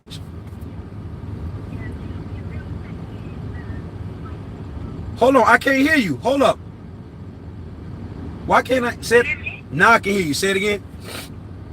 You looking real sexy, wife beater and the grills. You say I'm looking real sexy and what? In your wife beater and your grills. Hey, look, you trying to make me blush all the way in the UK. Look, I put this on because I just jumped out. But the grills, I ain't gonna tell you no lie. I like the grills myself. I ain't gonna tell you that. Huh? You looking super fly, super duper fly. Super duper fly. Oh man, you better cut it out. You got me blushing, girl. Look, how old are you? 30. A 30-year-old got me blushing. Look at you, a bad girl. Look, stay with the movement. Make sure you subscribe, turn on your notifications bells, spread the word in your community, and keep in touch with me. I love you. Alright. Alright, you be good. Peace and love. Love. Call from.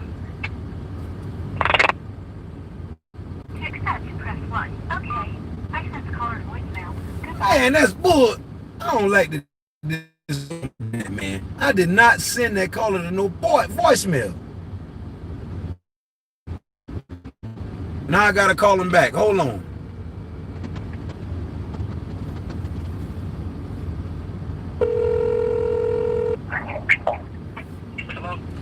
Peace and love, big family. It's the homie No Cash. I'm calling you back because I didn't mean to keep you on waiting, but calling you on the line. State your name and what you call, where you're calling from, please. Hey, my name is Antoine. Your name is what? Antoine from Detroit. You calling from Detroit, Michigan, but what's your name again? My name is Antoine Harris.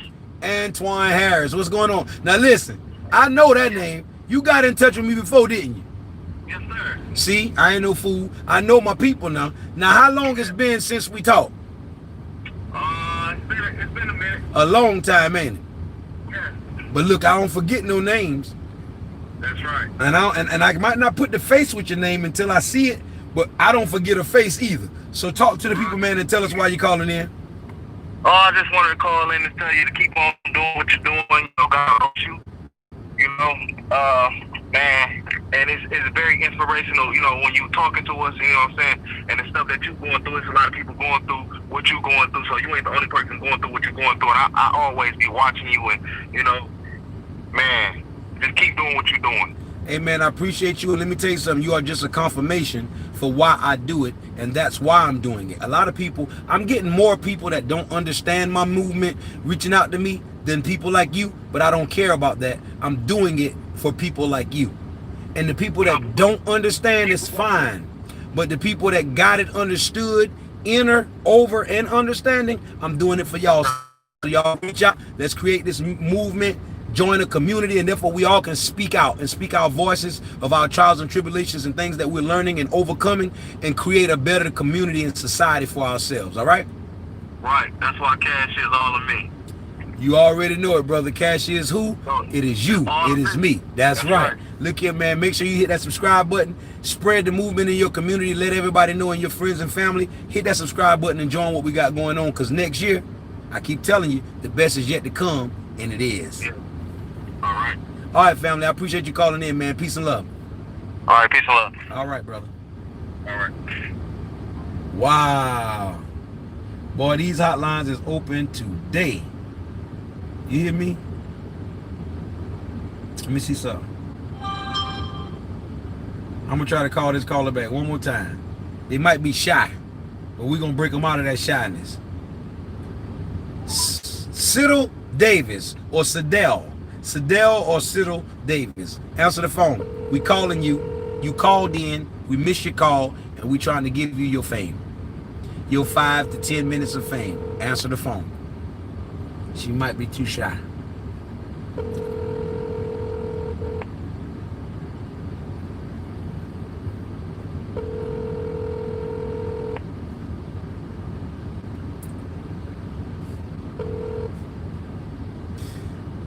All right, they ain't answering. I try, man. I try to give everybody equal opportunity. Let me see. I think I. Uh-oh. Yo, this is. I'm from Florence, and somebody calling me from Florence, Alabama. I think that's what it is. Hey. Let me tune up.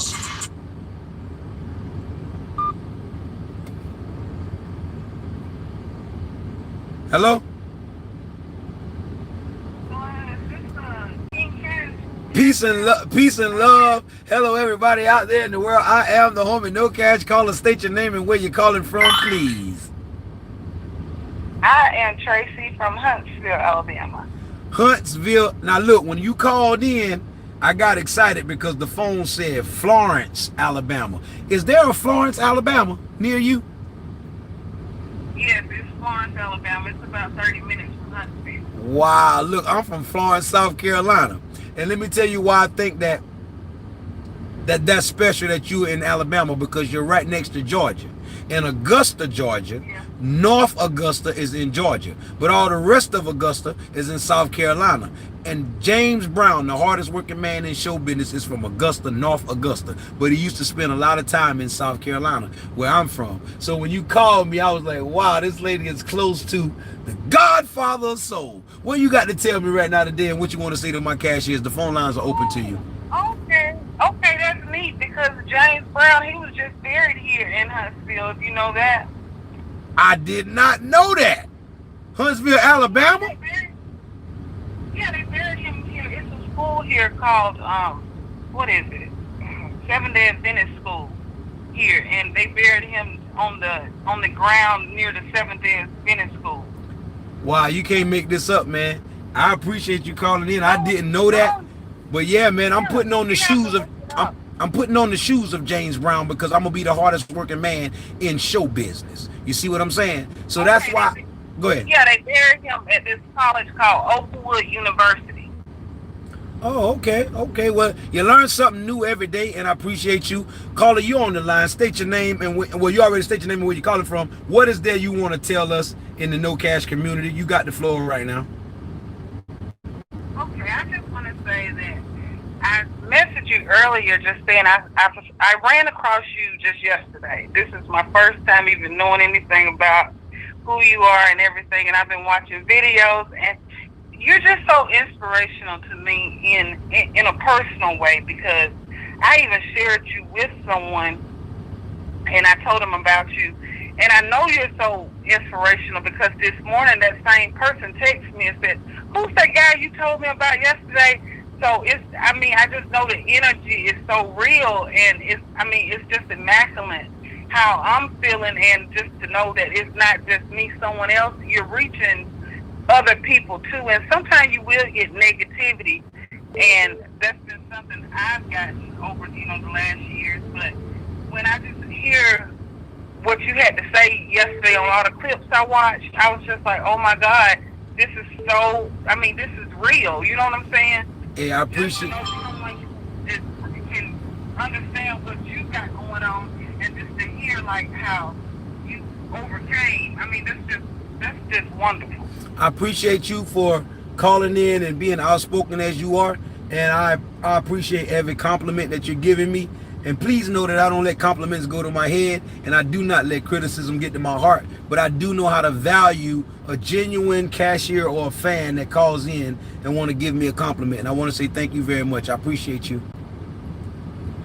Oh yeah, I mean, honestly, I'm the type of person where I'll give, when I see homeless people, and I know it has to be a God-given gift.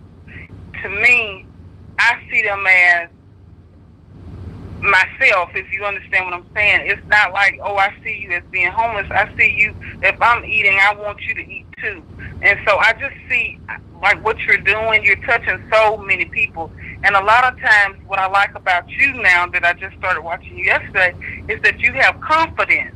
And to have confidence is a gift that you just in itself, you have to have confidence, whether you're homeless or not homeless, or whatever your situation is.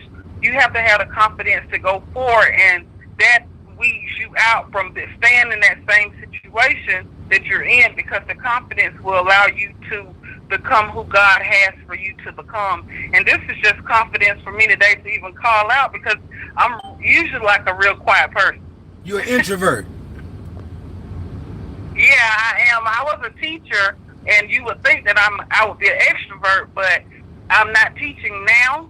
So I stay at home now. I have a daughter. I have one child, and I stay at home. She's 12, but I still stay at home because I just find my gift to be more that I can give to her by not being away. But anyway, that's a long story. But I'm saying, for me to even call out and reach out and even comment, I hadn't done that ever before. And I see a lot of YouTubers and a lot of stuff, and I even tell my daughter a lot. I'm like, Vanessa, a lot of that stuff is fake. You know, a lot of that stuff they're doing, that's just to make you watch it. But when I see you and watch you, I know it's coming from the heart and it's real. And I say real, recognize real. And let me say this, I'm glad you brought that up, because a lot of people is looking at my numbers, right? And they're saying, because I'm not getting as many numbers as the fake pranks and the fake scripted videos and the people that's doing all this, I'm not here to bash them or judge them either, but I'm saying I'm not that. I'm in my own lane. And when people don't see me lying to them or trying to prank and do all the, the fake stuff, my numbers are not as high as the people who's doing that stuff. But I want y'all to realize something. My numbers are not much now. And the race is not won by the person who's the swiftest or the fastest. It's won by the person who can endure to the end. And a lot of people can get a good start. A lot of YouTubers, they get a good start. And they go fast. But they can't last to the end because people get tired of the fakery, the fuckery, and the lies, right? So what I want y'all to see is I'm not gassed up on numbers, likes, or subscribers. The only reason why I'm telling y'all to like, comment, and share and subscribe is because YouTube algorithms will not notify you guys as much as y'all want them to if you are not interacting. So I share that with y'all to do that. But my numbers are going to grow tremendously in the future. You know why? Because I'm taking advantage of my present moment right now. And guess who I spend the majority of my present moments with? You guys, on this phone or on live. So I know my community is going to grow because what you put in is what you get out. And I give y'all the best of me. You feel me? Right. Yeah. So now, is there anything that you want to say to me or the cashiers or anything that you called in for that you want to get off your chest? Because this phone is for you. These phone lines is for you, darling. Yeah, I want to even comment on, I know someone commented on you drinking. I watched your video the other day about coping. The other day I saw a video about coping, and if you damned if you do, you damned if you don't. Absolutely. And I like what you said about the drinking, because it's nothing wrong with drinking. There's something wrong when you put drinking before, like you said on one of your videos, when you chase whatever is a stronghold on you. And that's what people have to understand. You can do whatever you do in moderation as long as it doesn't have a stronghold. Now, if it has a stronghold on you, like you said, that's something you will chase after. And if you have everything in perspective in your life the way that it needs to be, you have a hierarchy of things, how they need to be, and as long as you don't put something before what needs to be there, then it's not a problem if you know how to do whatever it is you do. So I just want to just clear it out, because if you do have a problem with drinking, okay, not you I'm talking about, but just a person in general, then yes, you don't need to do that, because you're putting it before something else that is taking the place of something else that it does not need to take the place of. But if you have a drink in moderation, or however you have a drink, and it's not causing you to falter, or it's not taking away things that need to be there in your life, then it's okay to have a drink. It's Thank okay you. to do Thank whatever, you. Thank you. whatever, And let me help what you're saying. I want to help you, and I ain't interfere with you one time, because I'm in total agreement with you. And one thing people need to realize is when they read that Bible, Jesus turned water into wine, which is an alcoholic beverage. Jesus indulged in wine. If you go into science and look and see, a glass of wine is equivalent to a shot of liquor, and a glass of wine a day is considered to be healthy. But when you don't educate yourself and you listen to what people tell you, or the things that have been pushed and forced on you, you'll run around telling people that drinking a glass of wine is bad, and you'll look at it as, your perception would be that it's bad because you've been trained the wrong way. But when I read my Bible, I know that Jesus not only turned water into wine, he partaketh of the wine, but you don't drink to get drunk. So that means if you long as you drinking in moderation, the very same thing that you think is bad could be good for you if you just only had one glass. But it's when you drink it excessively to get drunk, you know, that's when it's bad. And not just drinking, anything that you're doing excessively could be considered wrong or bad for you. Even the very same thing that you do, like eating, you need food to live. But if you eat it over excessively and too much, you are gluttony, and it's bad for you. You understand? Yes, I understand completely what you're saying. I think a lot of times what I see now in society is a lot of people, they'll prejudge you, but they don't know everything. You might see something, and then you might make a person make the judgment just because of what they know.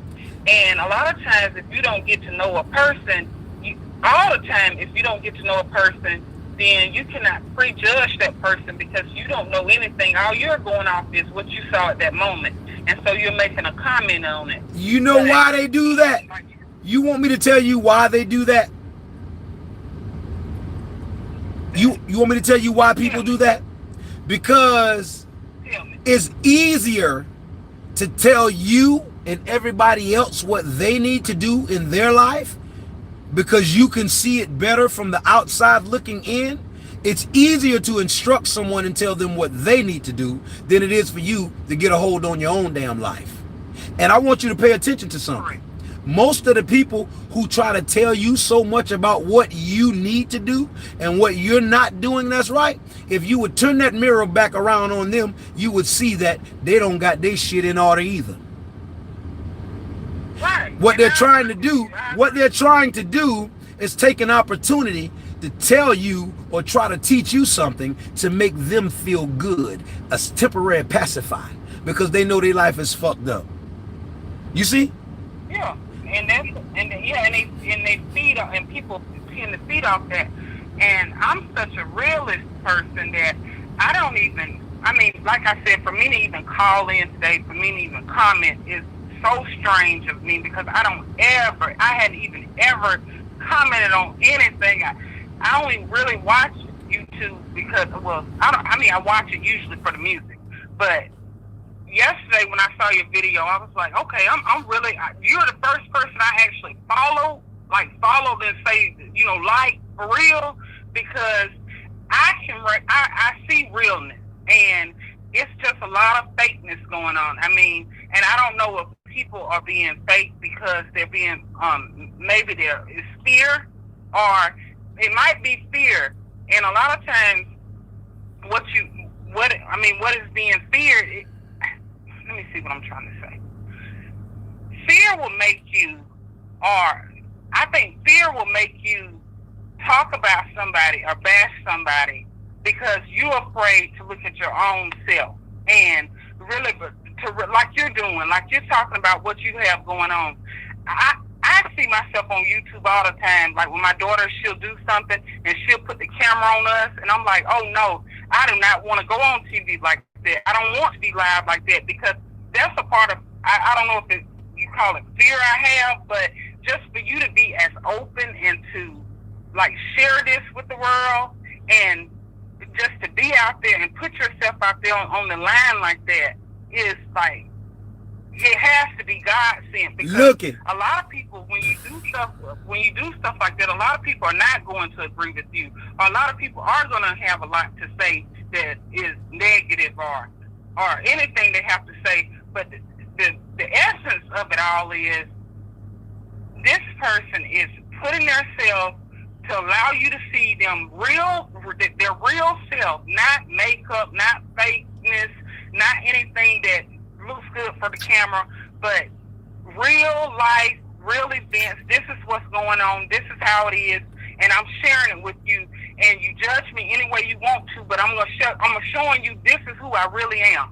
And the people who cannot accept who you really are, get on. Forget them. They can change the channel. They didn't accept Jesus. They can change the channel, man. I know everybody ain't gonna like everything. I'm not even trying to get everybody to like me. I know everybody ain't gonna like me. I just want you to hurry up and figure out you don't like me so you can get the hell on. Don't interfere us. Once you realize you don't like what I'm doing, you don't like the gold teeth, you don't like my voice, you don't like the way I talk, you don't like nothing about me, I want you to hurry up and figure it out so you can be gone, right? You don't have to tune in. You don't have to subscribe. You don't have to hit the like button. If this is not the community for you, be gone. But I want to attract the people who are kindreds, the people who do get the message, the people who do want to change, right? I sit back and I see, like you just said, a lot of people, even in my family, right? I can even help my mama more if she would get out of her own way. Just like you just said, you're scared of a camera. But watch this. My mom is scared of a camera too. My Aunt May Helen is scared of a camera too. But watch this. Their genuine personality and their character is made for a camera. And they will let somebody put a camera on them, it could change their life. But they're so scared of, I don't know what it is or what you're scared of, but what you're scared of. See, I tell them all the time. Go ahead. I was going to say, before I used to model. I model. I was always in front of a camera. I have pictures where on my YouTube, not my YouTube, but my Facebook, when I modeled in the beginning, I was not afraid of a camera. So then I was like 21, 22. You know, you just out there. You out there. So you just you want. You seeking attention. You seeking attention. Yeah. Yeah. Okay, so yeah, 21, 22, of course. But now that I'm 38 now, so I remember though growing up, like you were raised with your grandma. I was always down at my grandma's house all the time because my mom was a teacher and she was always away at work. So in the summer, I was always at my grandma. But I remember my grandmother, she did not like the camera. So I don't know if that's just an older person thing. I'm gonna tell you what it is. I'm dealing with it right now with my mama and my aunt and my homeboys who, now listen, this is why I understand it. I got homeboys that live a life. That live a life that they can't put on a camera. They might be doing things wrong. Okay. They haven't changed their lives yet. So they know it's not smart for me to be living the life that I'm living and to be on a camera, right? So I understand why my homeboys feel that way. They're not living their life the way that they should, some of them, and they're living lives that could incriminate them. So they stay away from a camera. Now, I get that. I understand that, and that's smart. But watch this. Are you living a life that can incriminate you? All right. So what would be, and this is just a rhetorical question, I don't want you to answer it. What would be the reason why you're scared to be on the camera? Don't answer that. I'm about to help you. You 38 years old, so you said. And so that means that you're not old. You know, you're not as old as me. But what you're doing is you're acting old. And what I want to show you is that, yeah, you're acting old. And watch this. Watch this. That's all. And that's all. Hold on. You're not the first person. You're not the first person who told me that. You're not. I promise. I'm about to help you right now. They probably didn't tell you what I'm about to tell you too, because I see the issue. And that's what discernment and intuition is. I try to speak that a lot to people, but if you don't have the gift of discernment and intuition, it's given by God, then you can't use it. But I'm gonna tell you something. I know this about you because of the simple fact that, matter of fact, say what you just said to me again. Hello? What did I say? The last thing you just said to me. I asked you to repeat it because I want you to say it. The last thing you just said to me. I said I know. I said you're not the first person who told me that I act old, because I've been told that several times I act like I'm older. Now stop. Now stop. I just want to help you right there. You act like you're older. You have to take accountability for that. But watch this. Let me show you what the issue is. It's not wrong to even act older, because life is about choices. You can say I will or I will not. But whatever you choose to do, if you will or if you will not, you got to live with the consequences of your actions, of the choice that you made. So now watch this. What I want to share with you as a 38-year-old that I see, and I don't even know you, and this is what I know to be truth. You don't stop playing because you grow old. You grow old because you stop playing. And right now, as a 38-year-old, you're growing old because you're stopping playing. You're being too mature. You want to be comfortable, if you will.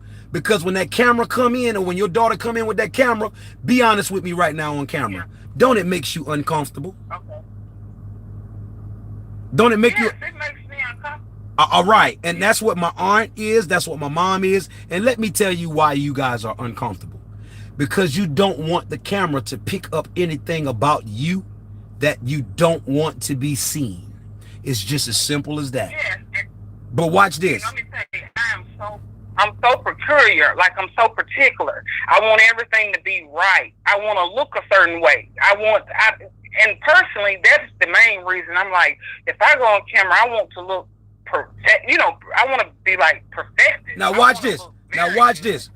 But that's the fake stuff that you just told your daughter that the other YouTubers is doing to them. And that's why you're following me, because I'm real. Watch this. I put on raggedy clothes. Watch this. I put on raggedy clothes and a messed up hairdo, and my face was not trimmed and nothing. A sign on my neck that say "We'll sing for food." And I walked out there and got millions of views, just like the dudes who got on Louis, Gucci, and Prada. Correct. Yeah, I was not embarrassed to wear the torn clothes. I was not embarrassed to put a sign on my neck that say "We'll sing for food." And what I'm trying to tell you is you have to stop being embarrassed about living out your truth. There's a lot of money on the table that your kids could help you come up with, but you are in the way because you're telling them things like, don't put the camera on me. When right now, attention is what pays people. That's why advertisement, marketing, and promotion is some of the high dollar things right now. At the Super Bowl, they will pay millions of dollars to put a commercial on the TV. Why? Because there's so many people paying attention, and you can sell things where there's people paying attention. If your kids can help people pay attention to you and your family, that could be a lot of dollars on the table for you. No, everything is not about money. But if you're struggling in your lives and complaining about situations that's going on, and you're not doing all that you can do to do something about it, and furthermore, you're stopping your truth, your youth, your kids, the future from showing you the new, then you're going to be in that predicament for the rest of your life, because you won't even let your kids show you the new way. Yeah, I mean, I let her get, like, she does YouTube channels all the time. I don't let her post them, you understand? But I think she has like 2 she posted with one of her cousins. but like two little play YouTube.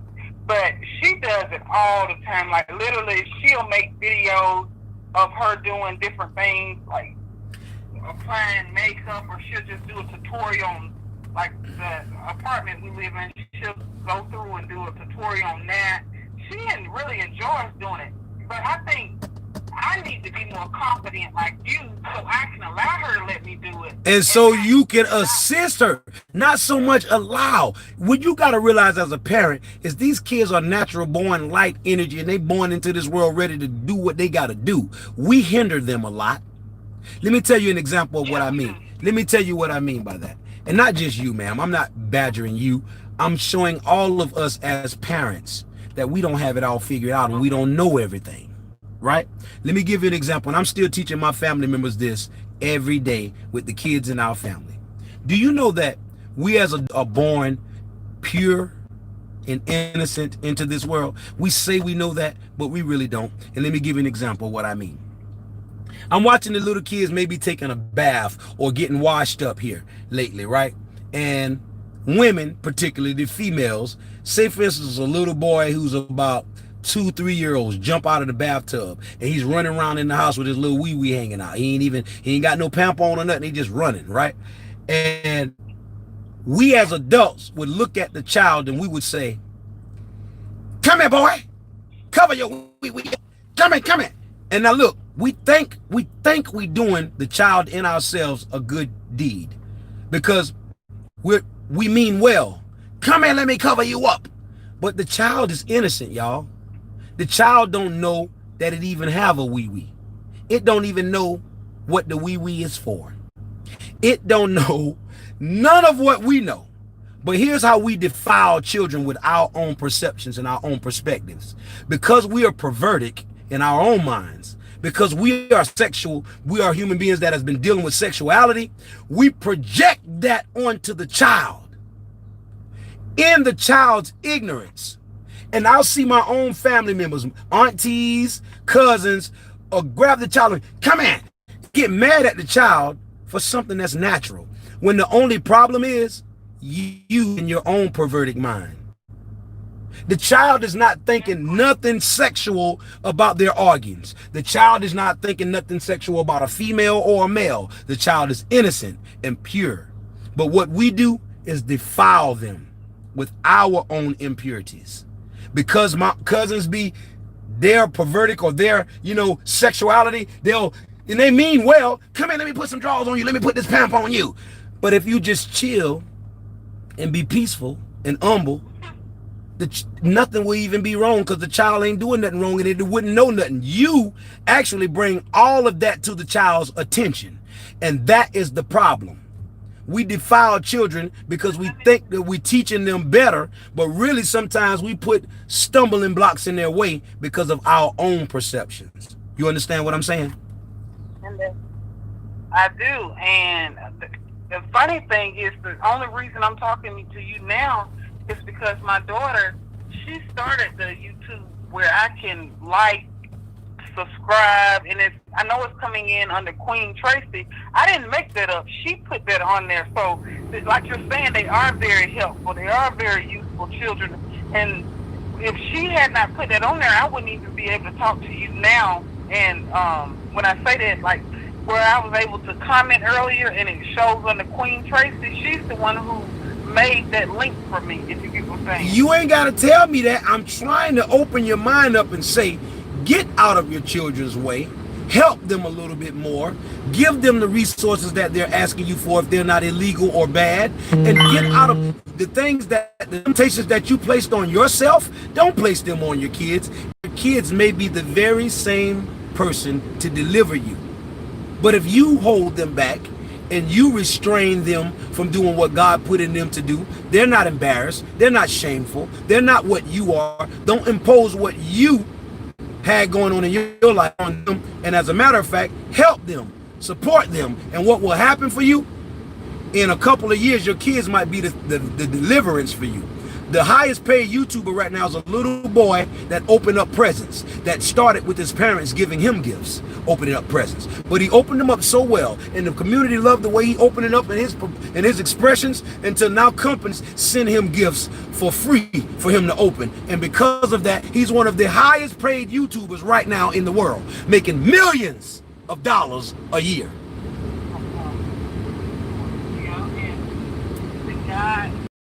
I don't know if he still does play for the New England Patriots. Trey Flowers.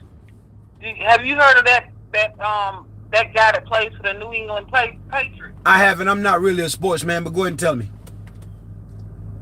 Okay, so the only way he got found, and like we were talking about the YouTube and allowing him to do certain things, is he was found. He played high school football, but his dad always put his videos, his YouTube videos, he posted them online.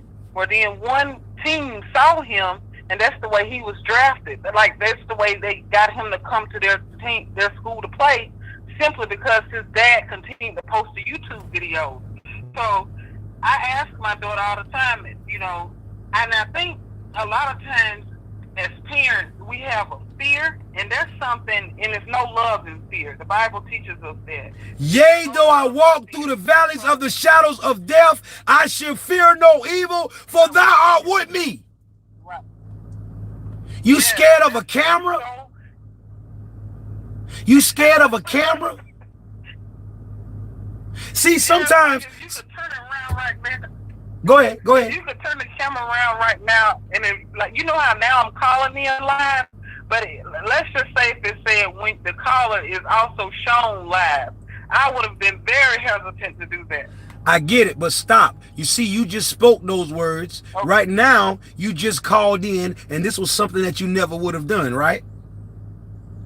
No, I never would. I never have done this. Okay, so check this out. Ever. So there's a first time for everything, and you need just to make that first time a little bit sooner. All of the fear and all of the other stuff stops you from taking that first step that you need to take anyway. Don't be scared. And even when you're scared, right? Okay. I can't say don't be scared, because it's a natural emotion. And even like me, when dogs come around, I'm scared or I'm fearful, right? Not that I'm scared of them, that they could do something to me, but I might hurt the dog. If it's a teeny dog, I can step on it or hit it with a brick. I could really hurt the dog. But watch this. When you get scared, that's a natural feeling. It's not a weak feeling. It's natural. What you have to do in order to be brave and courageous does not mean that there's the absence of fear. It means that you face the fear in spite of. You see? You understand what I'm saying? So if you want to be brave and courageous, it doesn't mean that you're not going to be scared. You got to face the fear anyway. Whether you're scared or not, face the adversity, face the fear, and then guess what? That's what makes you brave and courageous. And you might win the battle. But if you're scared, somebody gonna beat you up, because you already there. Yeah, because they say a dog can pick up fear. That's why the dogs bother me so much, because they saw I was scared. But now I ain't scared of them. I put my good face on and I'll bop their ass. They know he ain't scared. He'll do something to me. Oh, shouts out to everybody. We got 111 likes in the building. I want to say thank you to the person that just hit like. And 111 is my special number. That's why we're giving away $111 on October the 11th. Y'all stay tuned in, because that's not far away. We're going to be giving that money away. Thank you very much for calling in, ma'am. I appreciate you for calling in. We done been on now on the longest that I've ever been on a live. It's 2 hours and 10 minutes. So I want to say thank you very much for calling in. Get out of your children's way. You're leaving a lot of money on the table. You never know. In just 4 or 5 years, your children could make y'all more money than you ever seen in your life, if you just stop being scared and let them explore these resources and this technology that is for us. They understand it. It's for them. It's not for you. Stop being scared and let them help you understand it. You're right, no cash, and I appreciate everything you're doing. I will continue to watch you. I will continue to like, subscribe. I will continue to go live, and I just thank you so much, because as of yesterday, and I wrote this to someone on an email earlier, a text earlier, I said, I really feel like my eyes have been open to, because sometimes when you'll feel like, if you don't talk to people, you'll feel like, oh, you're the only one, or somebody might even think you're crazy or something because you're dealing with something. But then when you see someone that's whatever you're thinking, they're saying it, you know that it's someone else out there that can see what you see, and like you said, on a different frequency than someone that cannot see, and that's why they call you crazy, because they can't even see what you see. That's why the Bible said, lean not upon your own misunderstanding. I say misunderstanding. It says lean not upon your own understanding, but I say lean not upon your own misunderstanding, because sometimes we are misunderstood. And even if we're misunderstood, just like you about a camera, or like you about not understanding your kids could change your life, misunderstood, and sometimes we project that misunderstanding on our kids, and in their lives they're like, that ain't right, I'm gonna still do what I'm doing. And even if they gotta go to their friend's house or go to the neighbor's house down the road, this thing that is inside of that burning current is gonna come out, but you trying to stifle it as a parent, when you should be the person that nourishes it. You should be the person that waters it, make sure sunlight hits it. You gotta feed it so that therefore it would grow. And then when it goes, it's going to give even you a harvest. You see? You're right. All right. And I'm so glad I called in. Now, I thought my eyes were open when I first called, but now I really see now. I just really,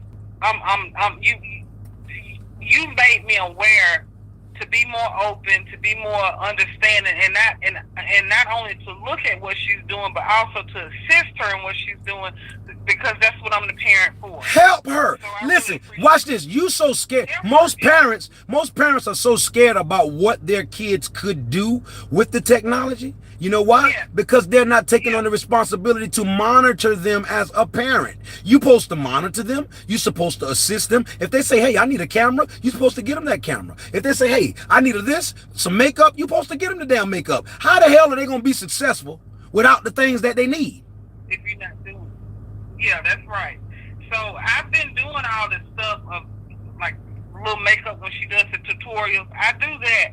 The only thing I was doing when she was trying to put me on the camera, I was hiding. And watch this. Sometimes you have to realize that if they're trying to incorporate you, you just have to be the best parent that you can be. They're not trying to make you a celebrity or make you take over the show. They just want you to get in and lend a helping hand. It might be hand me my makeup right here, or mama, tell me my makeup look pretty good. You there to say, to help her in ways that she don't even know you can help her. But you're not even brave enough to do it because you scared of the doggone camera. Yeah, and I know it's not something that everybody else sees.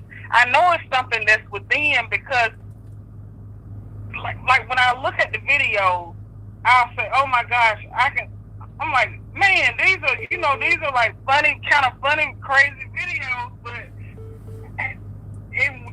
when she's doing it, like when she's filming them, I'm like, stop, don't do that. You know what I'm saying? Don't put me on it. But then if she'll get me on it for like 4 minutes or something, I'll look at it and I'll say, man, this was kind of crazy. This kind of funny. You know what I mean? So I know, and then you realize that you were the hindrance and you were the problem. But you won't say, you know what? Yeah. I should have got out of my daughter's way and let this happen because this is beautiful. And once you realize that, that's what you need to do. You see? Yes, but even by talking to you has helped me, honestly, to allow her to do that and get out of her way and help her. Like she might need you to sit in and fill in. You didn't play make-believe before. Haven't you made your father tea? Didn't you have some tea sets? Didn't you used to make daddy tea, imaginary tea, and cook daddy imaginary food? Then act like you know it with your kids. Don't be so grown that you can't make believe with your kids no more.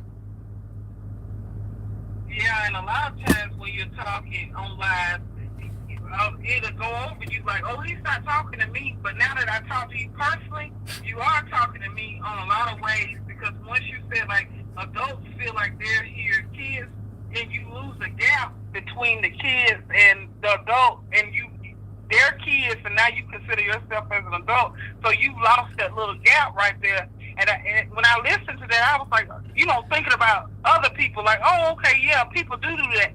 They do that. But then, now that I talk to you, you're really talking to myself. You do it too. But now you're not as worse as others, right? Even me, right?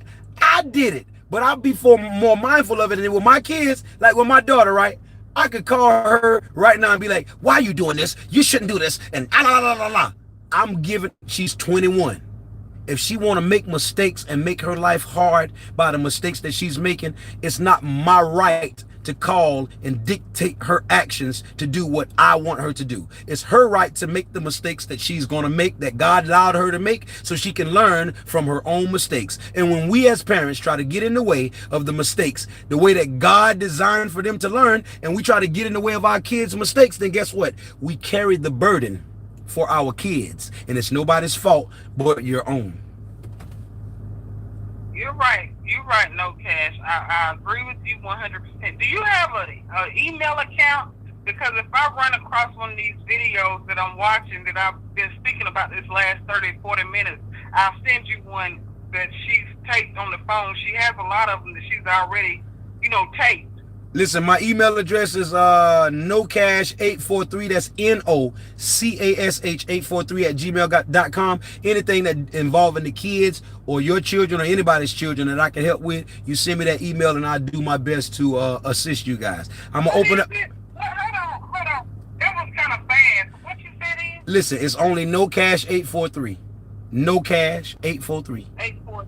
That's NOCASH 843 at gmail.com. So easy.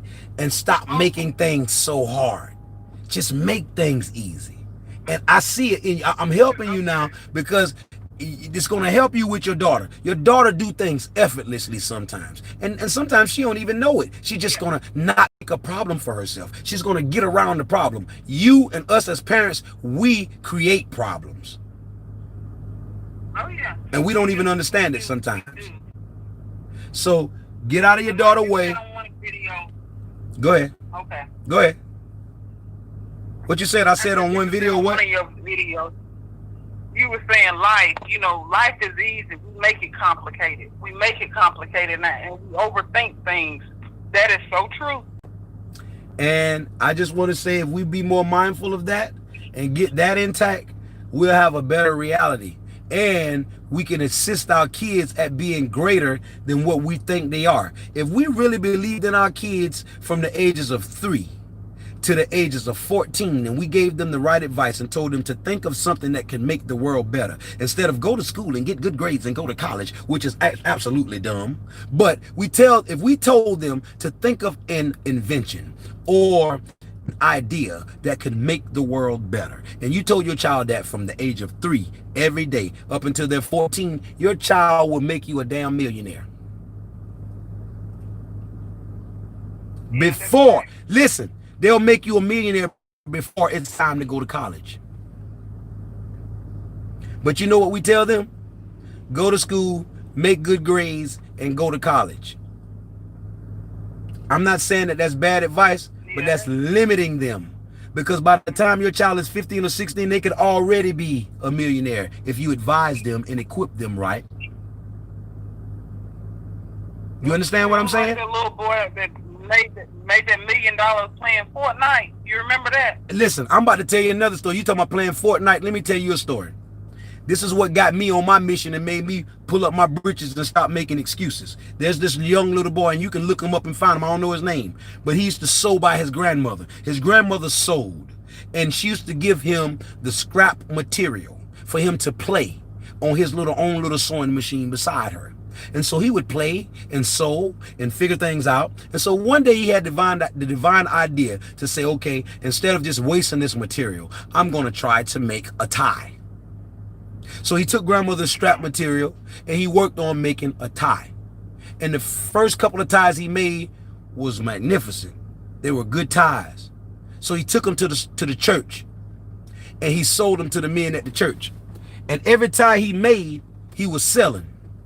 And then what happened was he began to have a demand for ties so many of them that he couldn't make them all.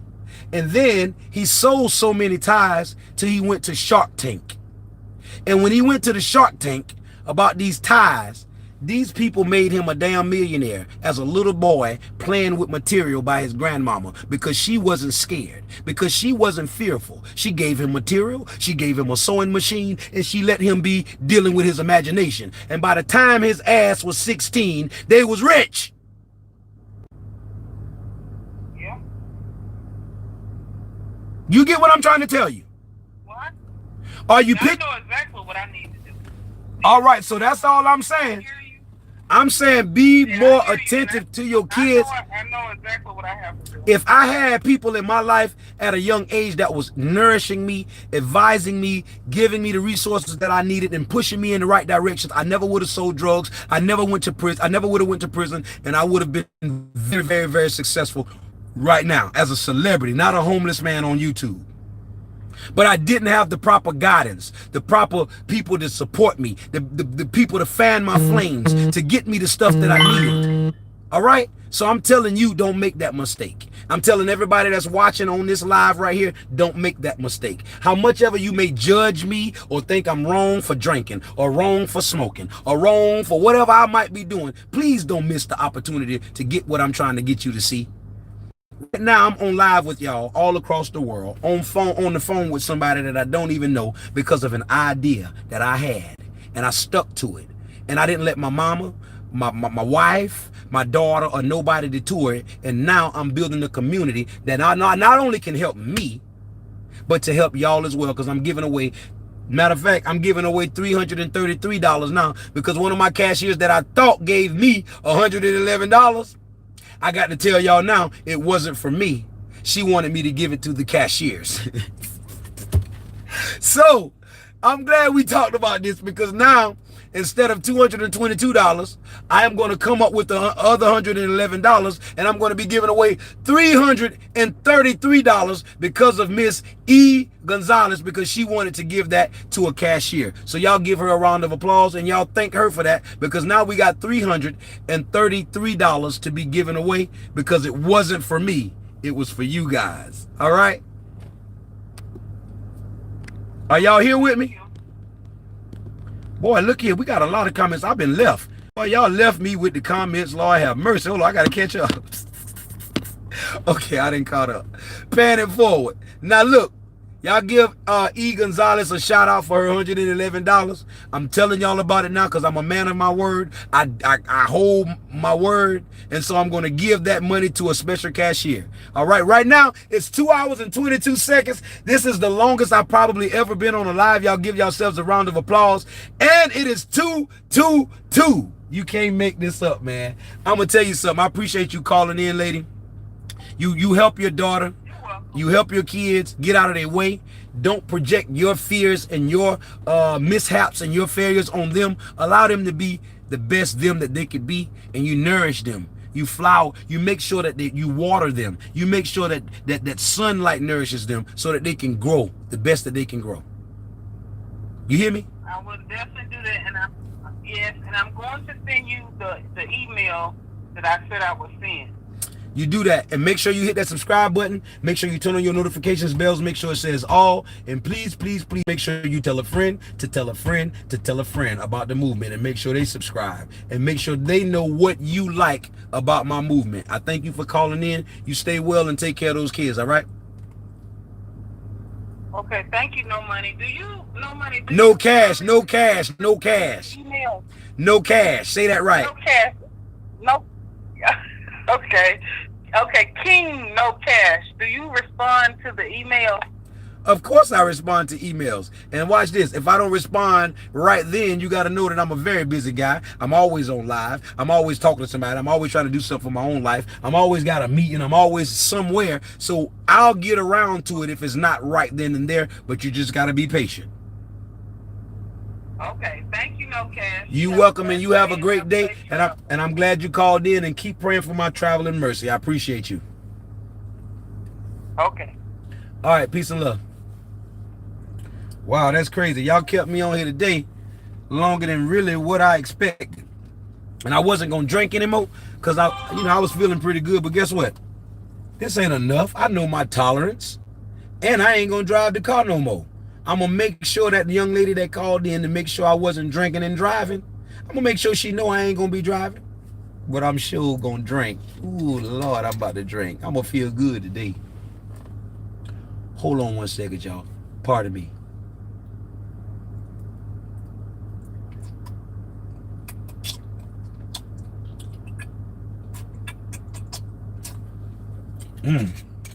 Boy, that's good there. Watch out there now. Watch out, little bitch. Watch out, little bitch. You feel me? Now listen. One thing we got to learn to do, and I'm going to close this video out. We got to stop judging other people. No matter what you feel like you got intact in your life, there's still some things that you need to get done. And if you would spend time on your own life, on self-preservation, preserving oneself, getting your life in order, you would not have no time to prejudge or pass judgment on anybody else on how bad or good that their life is, because you'll be too busy working on yourself. There's a saying that I picked up and I discovered when I was in prison, and it says, and I'm gonna leave y'all with this and then I'm gonna close this out. It says, there's enough good in the worst of us, and enough bad in the best of us that should keep us from talking down and passing judgment on the rest of us. I'm gonna answer this, but I'm gonna say it again.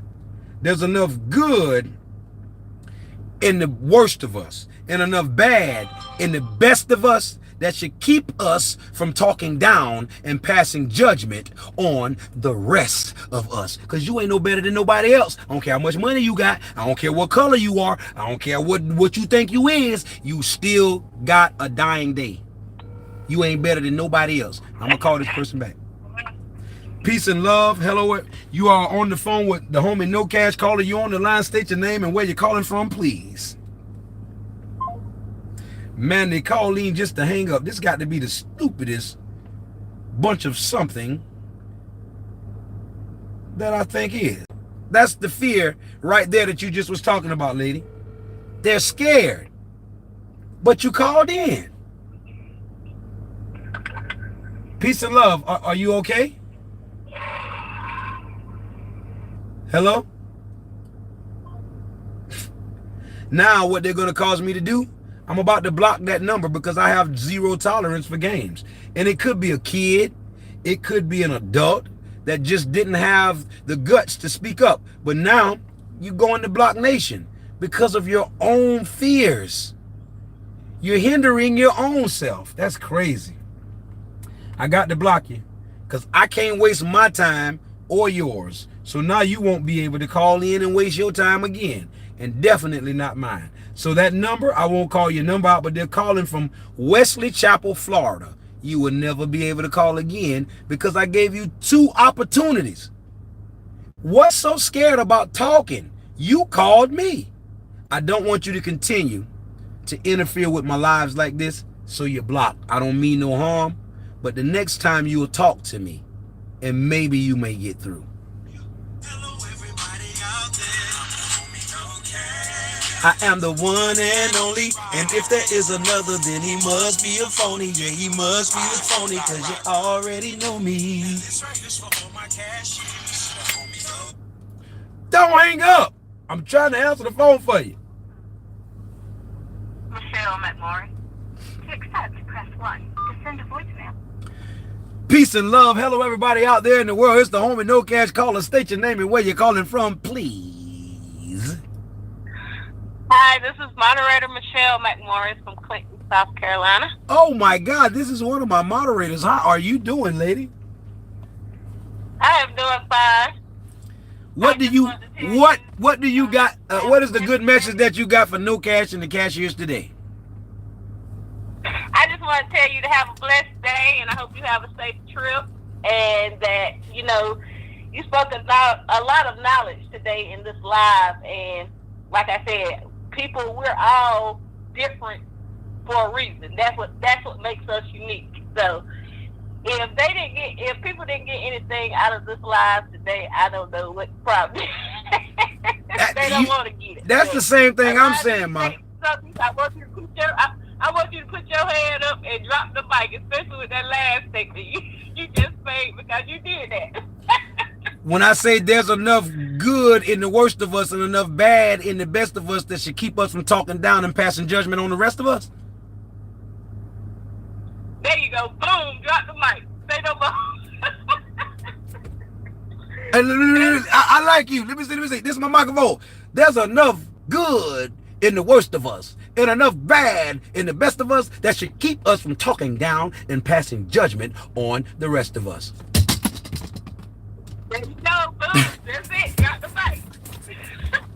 Hey, look here, man. Once again, I am the homie No Cash, and she told me to drop the mic, and I'm going to end the call. But I want to tell you, you be good. Thank you for calling in. Peace and love, and don't be afraid to call in. Get other people to call in. Make sure you hit that subscribe button. Turn on your notifications bells. Make sure it says all. Strap on your seatbelt.